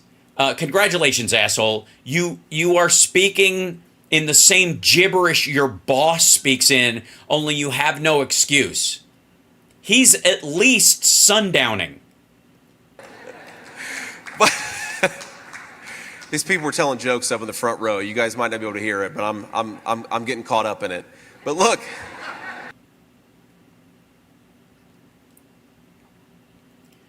Okay, I'm a little concerned that you were just talking about what qualifies as racist and that Mountain Dew, sugar-free Mountain Dew is racist. And then supposedly the people in the front row said some shit that you thought were jokes and you're laughing at them, but we can't hear them. And I'm concerned that if we did, we'd go, oh, that's what you mean. Okay, so yeah, you are being racist. I see. But look, here's the very simple thing. In deference to my audience. That's what he means. We believe that we want to make more of our own stuff, and we believe that we want to have secure elections, and we believe? First of all, we believe that we want. No, we don't. We believe that we should would be the sentence. We believe we should be making these things here. Not we believe we want to. If you want, you can want all you fucking want, but it's not going to change a goddamn thing. We believe we want to have schools that don't indoctrinate our children. That's not. We believe we want that? No. Okay, all right. This makes sense now. Okay, I just realized what the fuck he's saying. Listen to this again real quick. Let me tell you something. Listen to how he's talking. Thing. We believe that we want to make more of our own stuff, and we believe that we want to have secure elections, and we believe we want to have schools that don't indoctrinate our children. That's not racist, ladies and gentlemen. It is common American Middletown sense. Okay, we believe we want is not a sentence, but he and Trump believe that you want that shit. We believe you want this. We believe you want this. This is our sales pitch that's going to get us into the White House so we can do whatever the fuck we want. That's what this is. We believe you want this, so we'll tell you whatever the hell you want to hear so we can get in there and get what we want, which we're not going to tell you what that is. That's what this is. That's what that is. That's the only mental frame where that syntax, that language makes any sense at all. We believe you want a home here, but also a little timeshare down in Florida. That's right. We believe that every family wants a little vacation spot, and that's why you're here today, ladies and gentlemen, because when you buy one of our gutter protection systems, coming with it is a chance to win your own timeshare with a couple of other people here as well, because we believe you want the right kind of life for your kind of family. We believe that's what you want. What do I want? Your fucking money. But what we believe you want is right. That's what he's saying. That's what this is. And I'm proud to be from this town and to take the wisdom from it. You ran off with it?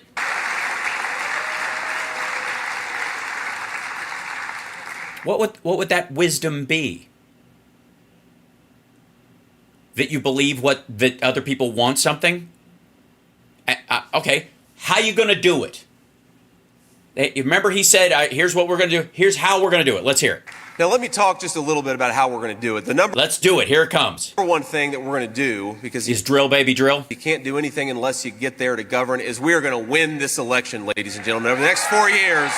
Yeah, that's not part of the how. The assumption is that you're going to win because the how would come after you do that. Right? The how is making these things. The assumption is that you would have to have the shovel, like the shovel is the how. I've got to be holding the shovel to do the how part of it, but that's not part of the how. Getting the shovel is not my business. You can give me the shovel or not. Good Lord. What a dipshit.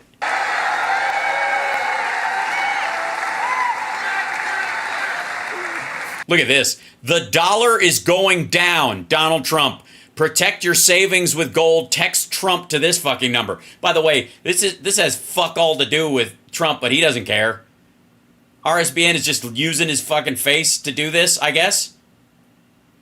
Think about this. The dollar is going down.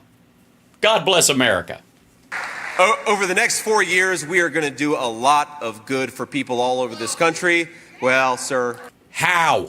Let's not get ahead of ourselves. Knock on wood. We got to win this race first. But to get there, the next 4 months, we've got to do everything that we can. And I'd ask you, all of you, if you can find something to do to get involved, please do it. No. Hey, asshole. This isn't the how. Again, getting into office ain't how. That's not how it works, motherfucker. At all. This is not a plan. That's like saying, all right, guys, we're gonna rob the bank. I got a plan to rob the bank. The first thing we need is bus fare. Like, there are doors that we can knock on. There are people that we need to deliver to the polls. There are people who are going to vote for President Trump and Vice President Vance and for Bernie Moreno, but we got to get them to the polls, right? So that's one thing you can do, is remind your friends to get out there and vote and make sure they get to the polls. All right, again, generic. Okay, this is the second thing. This is the actual plan. Second thing that we have to do, we got to do this, is push back on every channel that we can. The media is never going to be fair to President Donald J. Trump, but you're going to be fair. So use the voice that you have. Use it on Facebook and Instagram.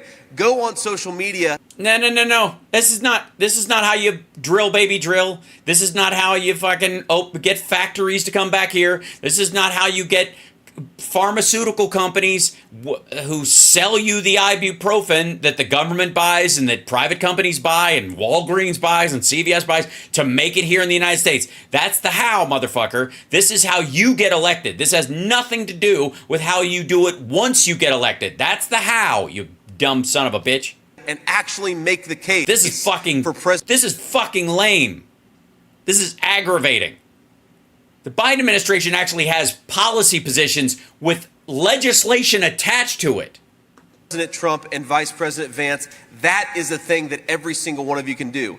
And if you take the people in this room and you magnify it by 100, which you can do with bots, you can do with your own platforms and your own voices. No, you can't.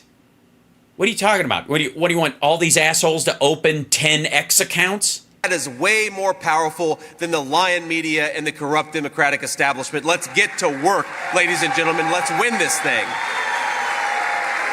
So that you can do what?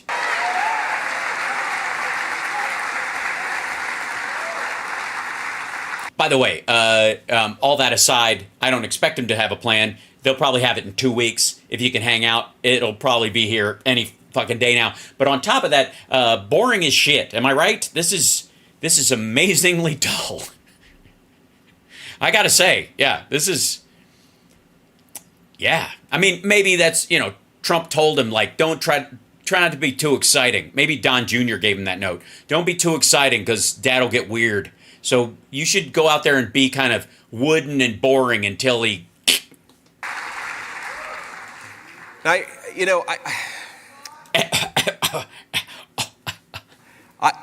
I would not be here if it were not for the generosity and the incredible opportunity of this country. That Peter Thiel has given me.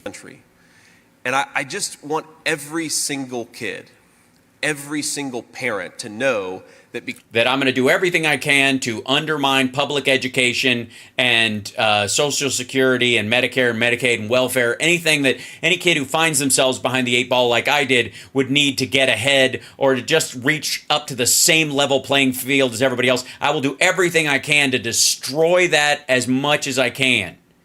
Because they live in America, they can dream big dreams. I remember my first. Oh, so you don't have to be a citizen? That's nice. So this is your DACA part? I'm kidding. Friends, so many moments in Middletown, Ohio, riding my bike down, Central, which Mama was kind of okay with, and then down University, which she was not okay with. If you got kids and you know this town, you know what I'm talking about. First of all, you grew up in a town big enough to have a road called University? I grew up in the capital city of Frankfort, of Kentucky, of Frankfort, and we didn't have a university. We had a college, but we didn't have a university road. Good Lord. But I just remember looking to the future. Right, because the present sucked? Yeah. And the thing that I wanted most in the whole world, was money. Just wanted to be able to give my kids a little bit of stability and comfort that I didn't have when I was growing up. That's all I really wanted. Yeah, that's all. Yeah. And you don't need to go to Yale for that. It helps. When I think about the American dream, I don't think about writing a book. I don't think about becoming. Well, yeah, you do. Becoming a business guy. I don't even think Yes, you do. About running for Vice President of the United States, even though it is pretty cool to do that. I think about becoming a husband and a father, and that is the way in which this community and this country was best to me. Sorry? Becoming a husband and father, and this is how this community was best to me. Okay? To do that, I think about becoming a husband and a father, and that is the way in which this community and this country was best to me. He met his wife at Yale. She is not from Ohio. Just saying.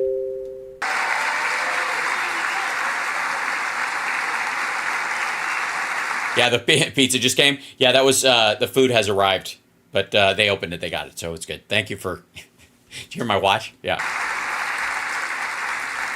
And while we're talking about it, here's my plan for how I'm going to get. Remember those things I mentioned?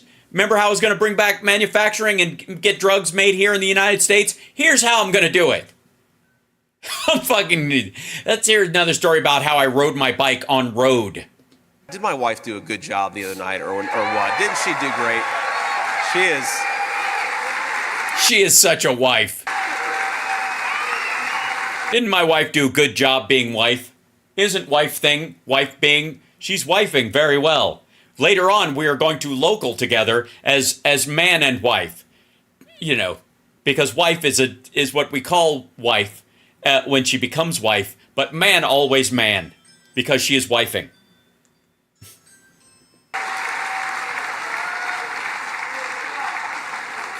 Where is my wife? Is she wifing right now? She should be wifing.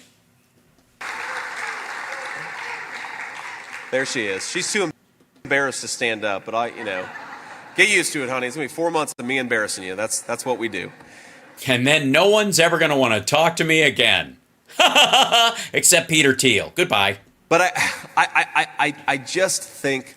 Yes, you do, don't you? I just think that thinking is so the best way to be thoughtful.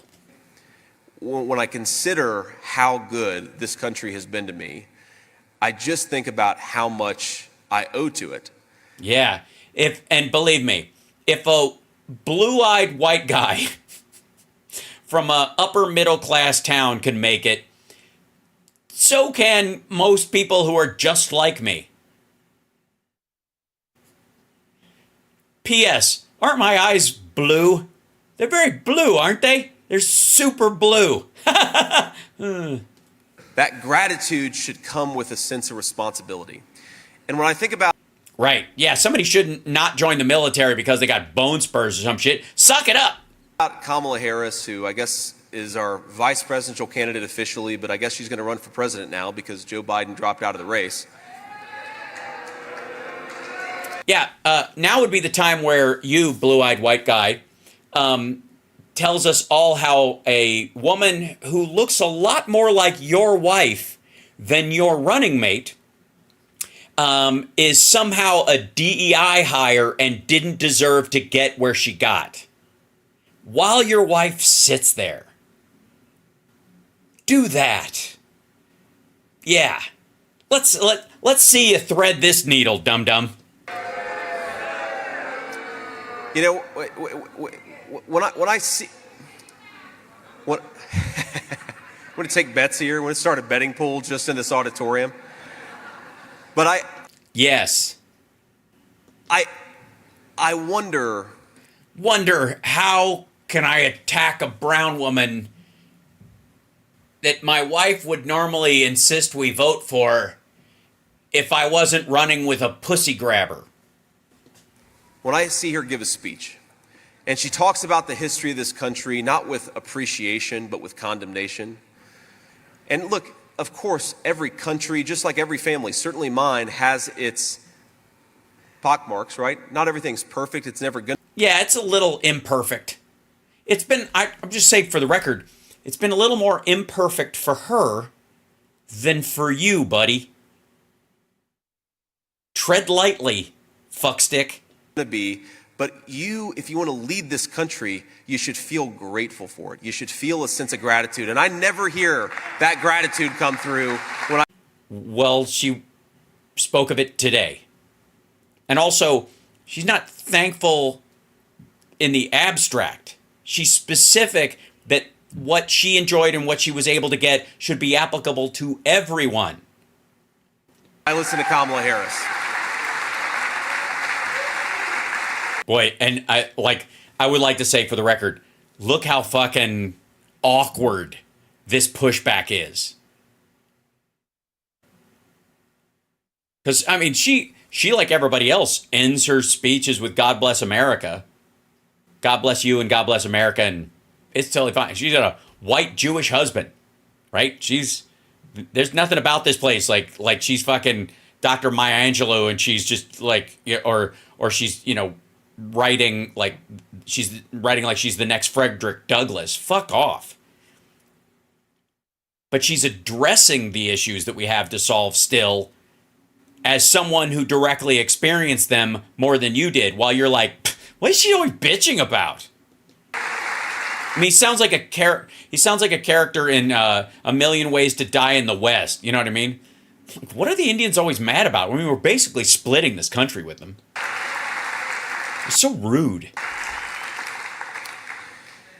And that's what we've got to do. Fundamentally, you're going to agree. Hold on. What do we got to do? Because so far, all I heard was get you elected. Everybody there start 10 social media accounts so they can argue with people online. And then you got to bullshit about Kamala Harris being ungrateful. Is that what it is so far? Hopefully, since you're here, you're going to agree, hopefully, with most of what President Trump and I want to do. What?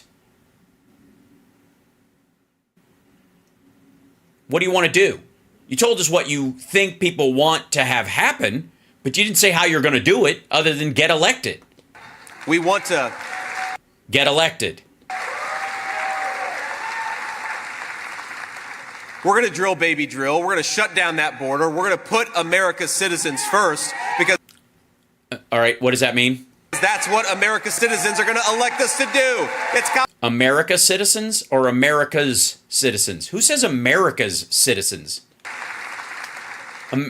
American citizens. That's how it's... We're going to drill, baby, drill. We're going to shut down that border. We're going to put America's citizens first because that's what America's citizens are going to elect us to do. It's American citizens. Sure. Common sense.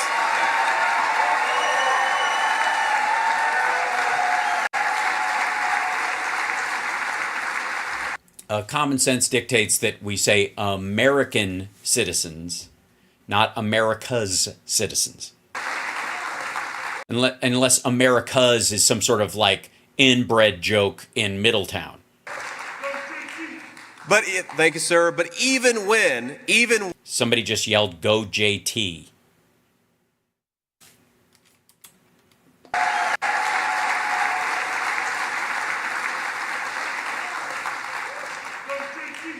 But yeah, go JT. Did you hear that? One more time.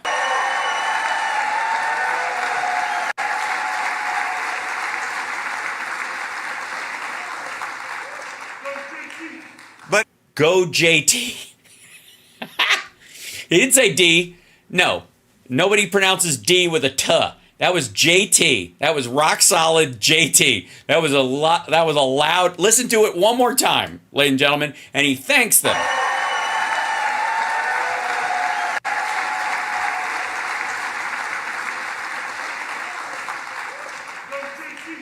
But go JT. T. Thank you, sir. But even that was a woman. Even when you disagree with us, nobody's ever perfect. No politician is perfect. Certainly not me. But you deserve to be led by people who are grateful for the community they came from, who consider themselves lucky to be surrounded by suckers and losers who will fall for this shit. God, I wake up every day and praise the Lord that you guys are as dumb as you are. Grateful for this country and its boundless opportunities, who are grateful for the service of our veterans and the people who put their lives on the lines. You mean like Joe Biden, who says, God bless America and God bless our troops? Every time. Police and firemen on down. You mean the president who's running right now, the vice president who's going to be the president, who was a prosecutor? Versus the dude who wants to defund the FBI. Right about the time they're catching serial killers, they're like, you know what? They're busting too many sexual predators for us right now. We need to shut that shit down. We're losing a huge chunk of our base.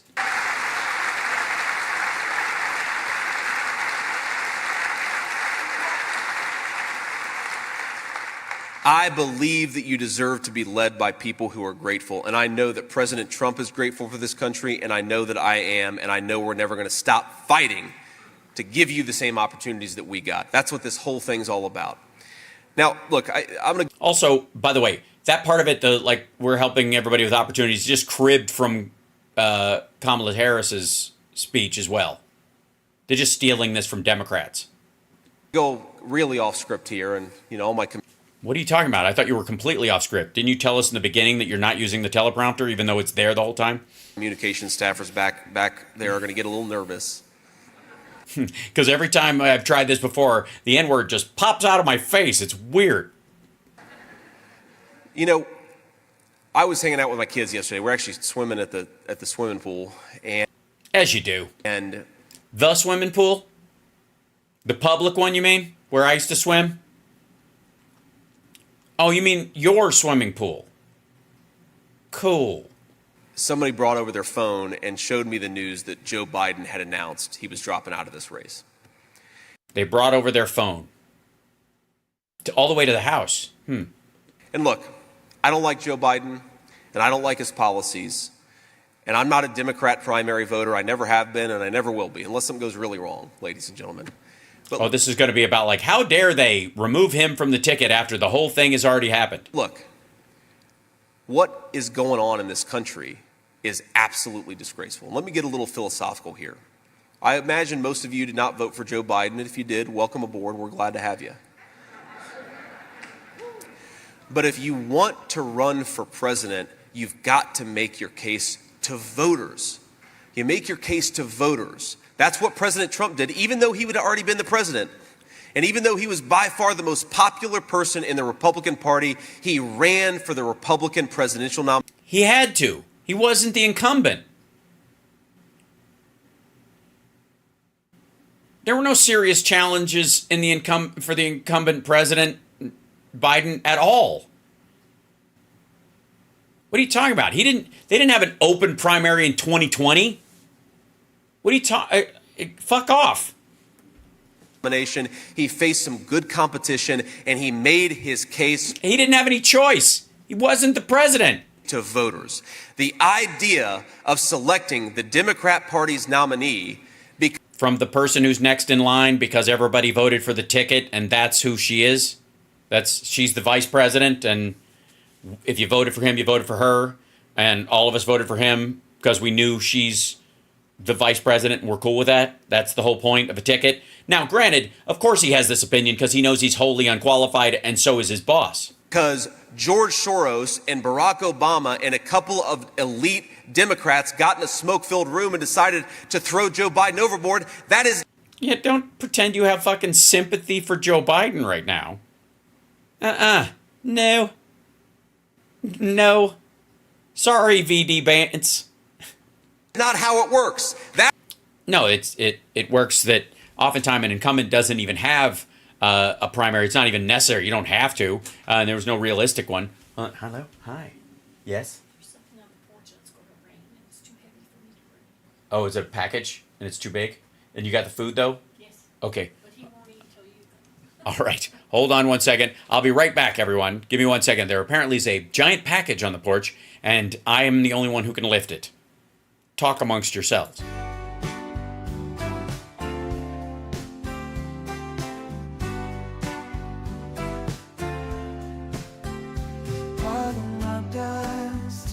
Things are breaking down. Something is wrong with the picture or sound. We'll be right back just as soon as we can. We appreciate your patience. Baby, you could begin hanging in there. We'll be right. It's difficult having muscles, but I've learned to deal with it. Hi, everybody. Welcome back. So let's finish this off. We're almost done. Here we go. That is a threat to democracy, not the Republican Party. All right, this is dumb. Stop pretending you give a shit. You're a silly person. Is fighting for democracy. Yeah, you didn't have a big vetting process to choose your VP.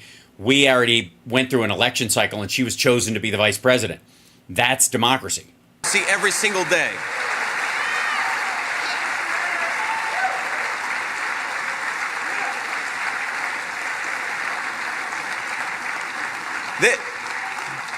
This is not okay, ladies and gentlemen. You cannot, for 3.5 years, take a guy who clearly didn't have the mental capacity to do the job. He clearly still does. Kamala Harris lied about it. No, she didn't. Senate Democratic colleagues lied about it. No, they didn't. The media lied about it. Nope. Every single person who saw Joe Biden knew that he wasn't capable of doing the job, and for 3 years they said nothing until he became political dead weight. That is not a way to run a country. That is not a way to run a political party. And you can't run somebody that old for president, even though Donald Trump is older than when Joe Biden ran the first time. That is an insult to voters. And so... Yeah, I thank you for, for standing up for us. I feel so, it's not, I was insulted, but you've taken that from me. Thank you for your deep and abiding respect. Now, please fuck off.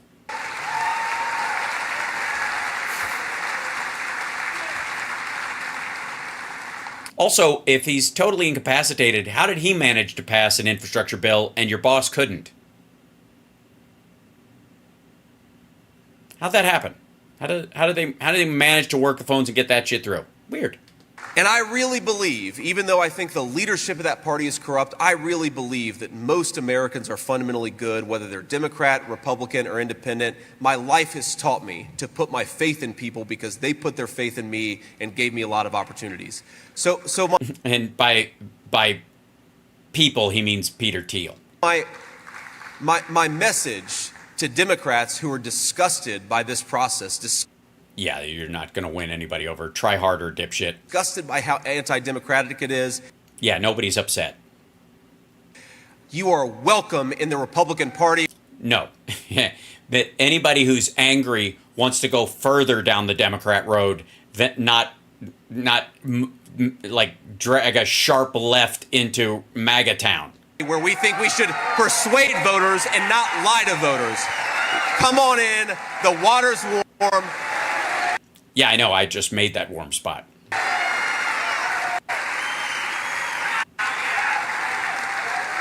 Also, come on in. The water's fine. The water's warm sounds like piss. You're a weirdo. Oh, yeah, and hit that like, everybody. And don't forget to subscribe. We're getting really close to 67K, right? Or what's my number right now? What do we have as far as... I've forgotten, like, I haven't even bothered to go into it. But subscribe.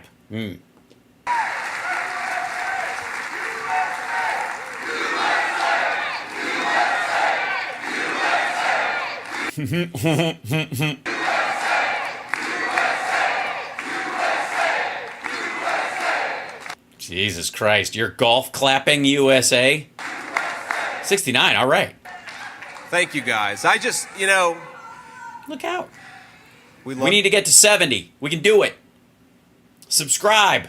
Get me to 70K. We're almost to 100. You too. A couple months from now. You too, ma'am. God bless you. I just got to say, this entire system of ours is about, you got to persuade voters. You got to win their votes. You don't decide who the president is in smoke-filled rooms with billionaires and senior elected officials. You let the people decide.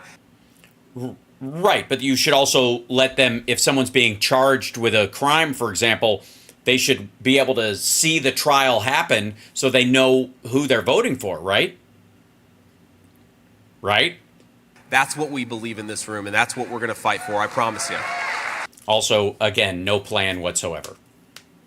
None. Just get us elected and fuck the Democrats. That seems to be that's his entire how in the plan of whatever they were selling. I don't even know, honest to God, I don't even know what the fuck he means by drill baby drill.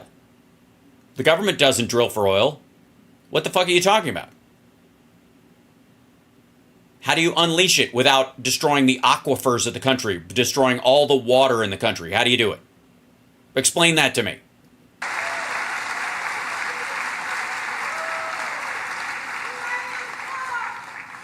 So I just, and by the way, talking about take-backs, I was told I was going to get to debate Kamala Harris, and now President Trump's going to get to debate her. Get to? I'm kind of pissed off about that, if I'm being Oh, don't worry. We'll send somebody your way that'll make short work of you, silly, silly man. honest with you.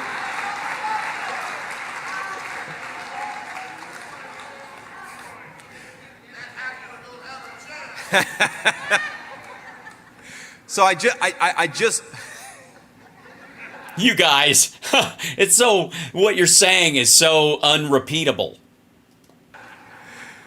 Please remember my brown wife is here, and everything you say about Kamala, it kind of directly affects how we'll talk later if I'm not on Grindr ignoring her. So I just want to say to Middletown and a lot of forgotten communities all across our country, because he has forgotten most of where he comes from. He doesn't remember where his favorite stores, his favorite ice cream shop, his favorite donut place are. He couldn't find them if he had a chauffeur use GPS. really have been forgotten in Middletown, Ohio. They think that we're backwards. They think that we're bad people. They think that we don't know how to do anything, and we do, ladies and gentlemen. This is where things are made. This is the source of America's greatness. I thought the factories had all closed. Wait, you make things in Middletown, Ohio? What would that be? But I just want to say, I promise you this. I will fight every single day to restore an America that works for Americans. And not my wife. I will work for an America that works for Americans and will force their foreign spouses out of the country and make them take those awful children with them back to wherever the fuck they came from.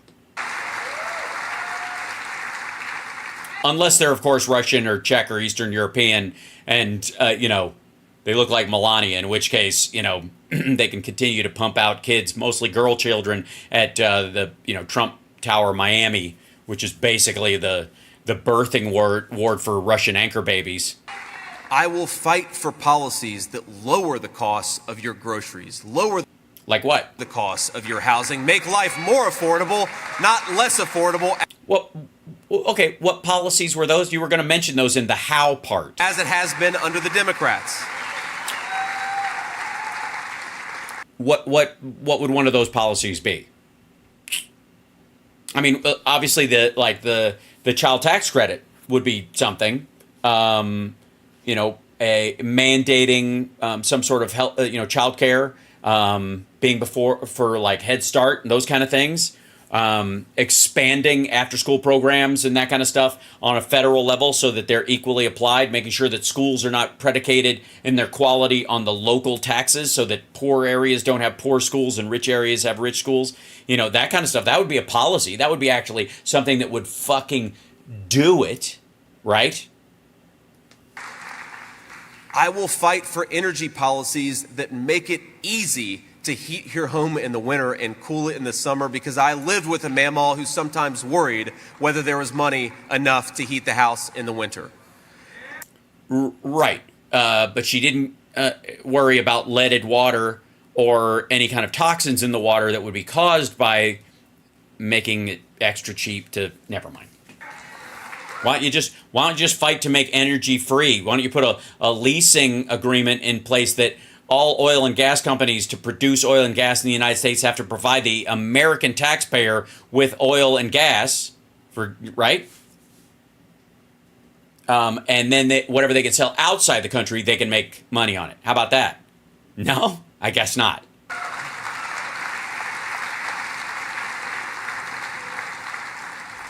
I will fight for every single one of your children when they lay their head down at night before they fall asleep to dream dreams of AR-15s in their schools. Dream about the future as one of hope and possibility. Hope there's no possibility that somebody will come into my school with an AR-15 tomorrow, but we'll see. children deserve the inheritance of this country. And the inheritance of this country is that their lives will be better than their parents and their children's lives even better than that. That is the American dream that we fight for, and I will never stop fighting for that America dream. That America dream. Real quick. One more time. Better than their parents and their children's lives, even better than that. That is the American dream that we fight for, and I will never stop fighting for that America dream. Okay, the line in the teleprompter is, I will never stop fighting for that America. But what he said was, and he got American dream right the first time he said it, but then when he fucked up at the end because it was a rousing line, he was rushing it to try and get it out there before the applause came. I will never stop fighting for that America dream. Like America's citizens.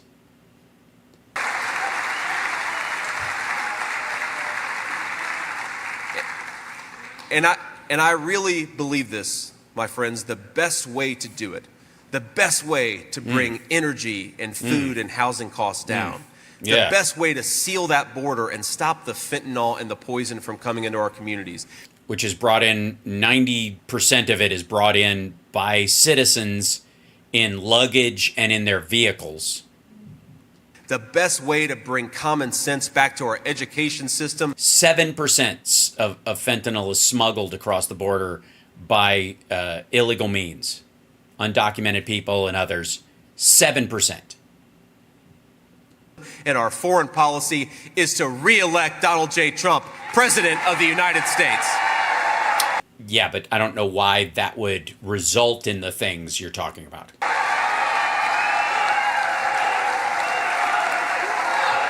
I said the thing that I'm supposed to say when I'm campaign person, and then we will afterwards go localing while wife will wife nearby.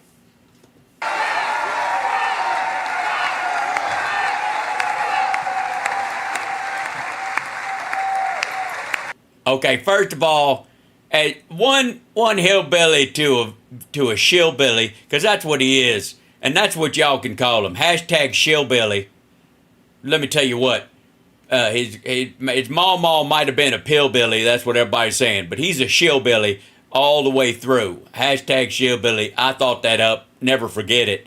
But let me tell you what, this motherfucker he never had it bad. Just because you were raised by your grandma and she had a government job, dummy. She got plenty of money. She got extra Social Security to take care of your dumb ass. You stop acting like you grew up in Appalachia, dum-dum. You rich. Nobody buys this shit. You're the perfect guy to run with Donald Trump. That motherfucker doesn't build anything anymore. Other people build stuff. He slaps his name on it.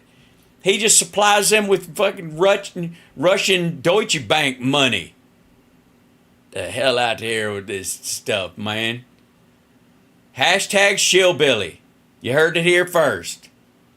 I got to tell you, that's look. Say what you will about Ficas, but he has some good ideas. Sometime I think shillbilly might be the winning phrase, and it happened here tonight. And if he hadn't thought it up, I would not have thought it up. So there you go. That's pretty impressive. I'm giving credit to one of my own improv characters for a thought that they had, because I'm a crazy person. And you know, it's so funny. It is. It's super funny. Isn't it funny? It's real funny. Oh, sorry. I was thinking how funny it is that I came up with shillbilly, and you dumbass, you boy, you're gonna have that one tattooed on your ass before we're done. Media says, well, you know, JD said some critical things about President Trump 10 years ago. Uh-huh. And Kamala Harris, of course, called Joe Biden a racist and then ran with him 2 months later. She didn't call him a racist. She accused him of saying things about policy that could be perceived as racist. She didn't call him a flat-out racist. You fucking said America's Hitler. There's a big difference. Play, you stupid son. Hold on. And I think, my friends, because I was critical of President Trump in 2016, I realized two things. One, I have absolutely no ethics, no standards, and no morals. One, the media lies about this guy nonstop. They really do. It's unreal. He's a good Oh, I see. It's their fault. You thought what you thought about him? husband. He's a good father, a good husband. He buried his kid's mother on a golf course with no headstone. grandfather. All of his family from Melania on down, they love the guy. And that's From Melania on down. Okay, first of all, only one of his kids is from Melania, and the other ones are with Tiffany's from a wife that he was ogling while he was still married to Melania. In this last round, he dumped her for Melania, and the first one again, he buried on a fucking golf course. That's why, by the way, we were so scared last Saturday when an assassin almost took him from us. But he cares about human beings. He is not the caricature or the lie that the media has told you that he is. He's worse. He's a person who believes this very simple thing, and they call him a radical for it, but it happens just to be common sense. His radical idea is that America should make more stuff in its own country for its own citizens. Well, then why didn't he strengthen the standards on Made in America? Why did he offer, like, he literally sought to legislate through Republicans in the House and Senate, and then through executive order, the ability to get around the Made in America standards. He loosened them while he was in office. If that's his very simple belief system, why did he ever make any of his ties or any of his shit in China? If that was fundamental to who he is, why did fucking Ivanka get her shit made, get trademarks to get her stuff made in China while he was president? Why did he get $17 million into a bank account and take $15 million of it out in cash while he was president? If he believed that, why did he kill TPP? And that the American nation belongs to the American people. Let's re-elect Donald J. Trump. Also, what does that mean? The American nation belongs to the American people?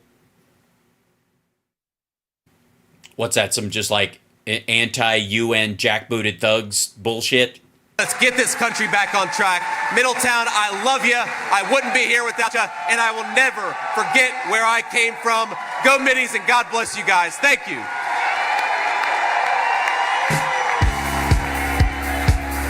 Really?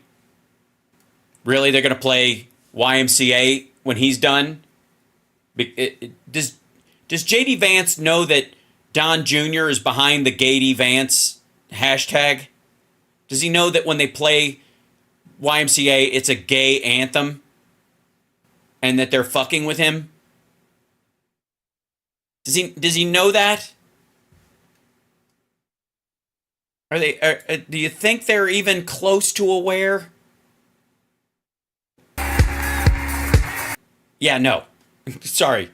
YMCA is a gay anthem. It's about hooking up with dudes at the Y because there are no women around. And if you're short on your dough, you can stay there. And I'm sure you will find many ways to have a good time. Right? So, but please, that is, he doesn't get like the theme from Shillbilly Elegy. By the way, please everyone, use the hashtag Shillbilly for this dumbass. And if you feel like it, give me credit for it. And I'm going to go eat food with my family. I love you. I stayed late because I thought this was good to do. And I've never fucking seen a full speech of his. And boy, I feel better, don't you? I have, no matter who, fucking hell.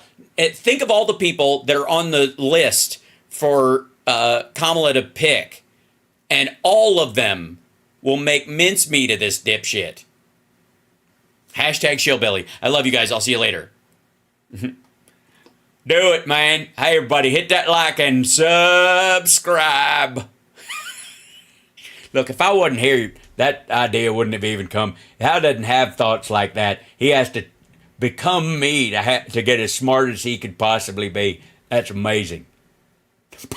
I tell you what, my only worry, I think that a lot of you have the same problem. My only worry is that if I hang around here long enough, the kidney will come get me.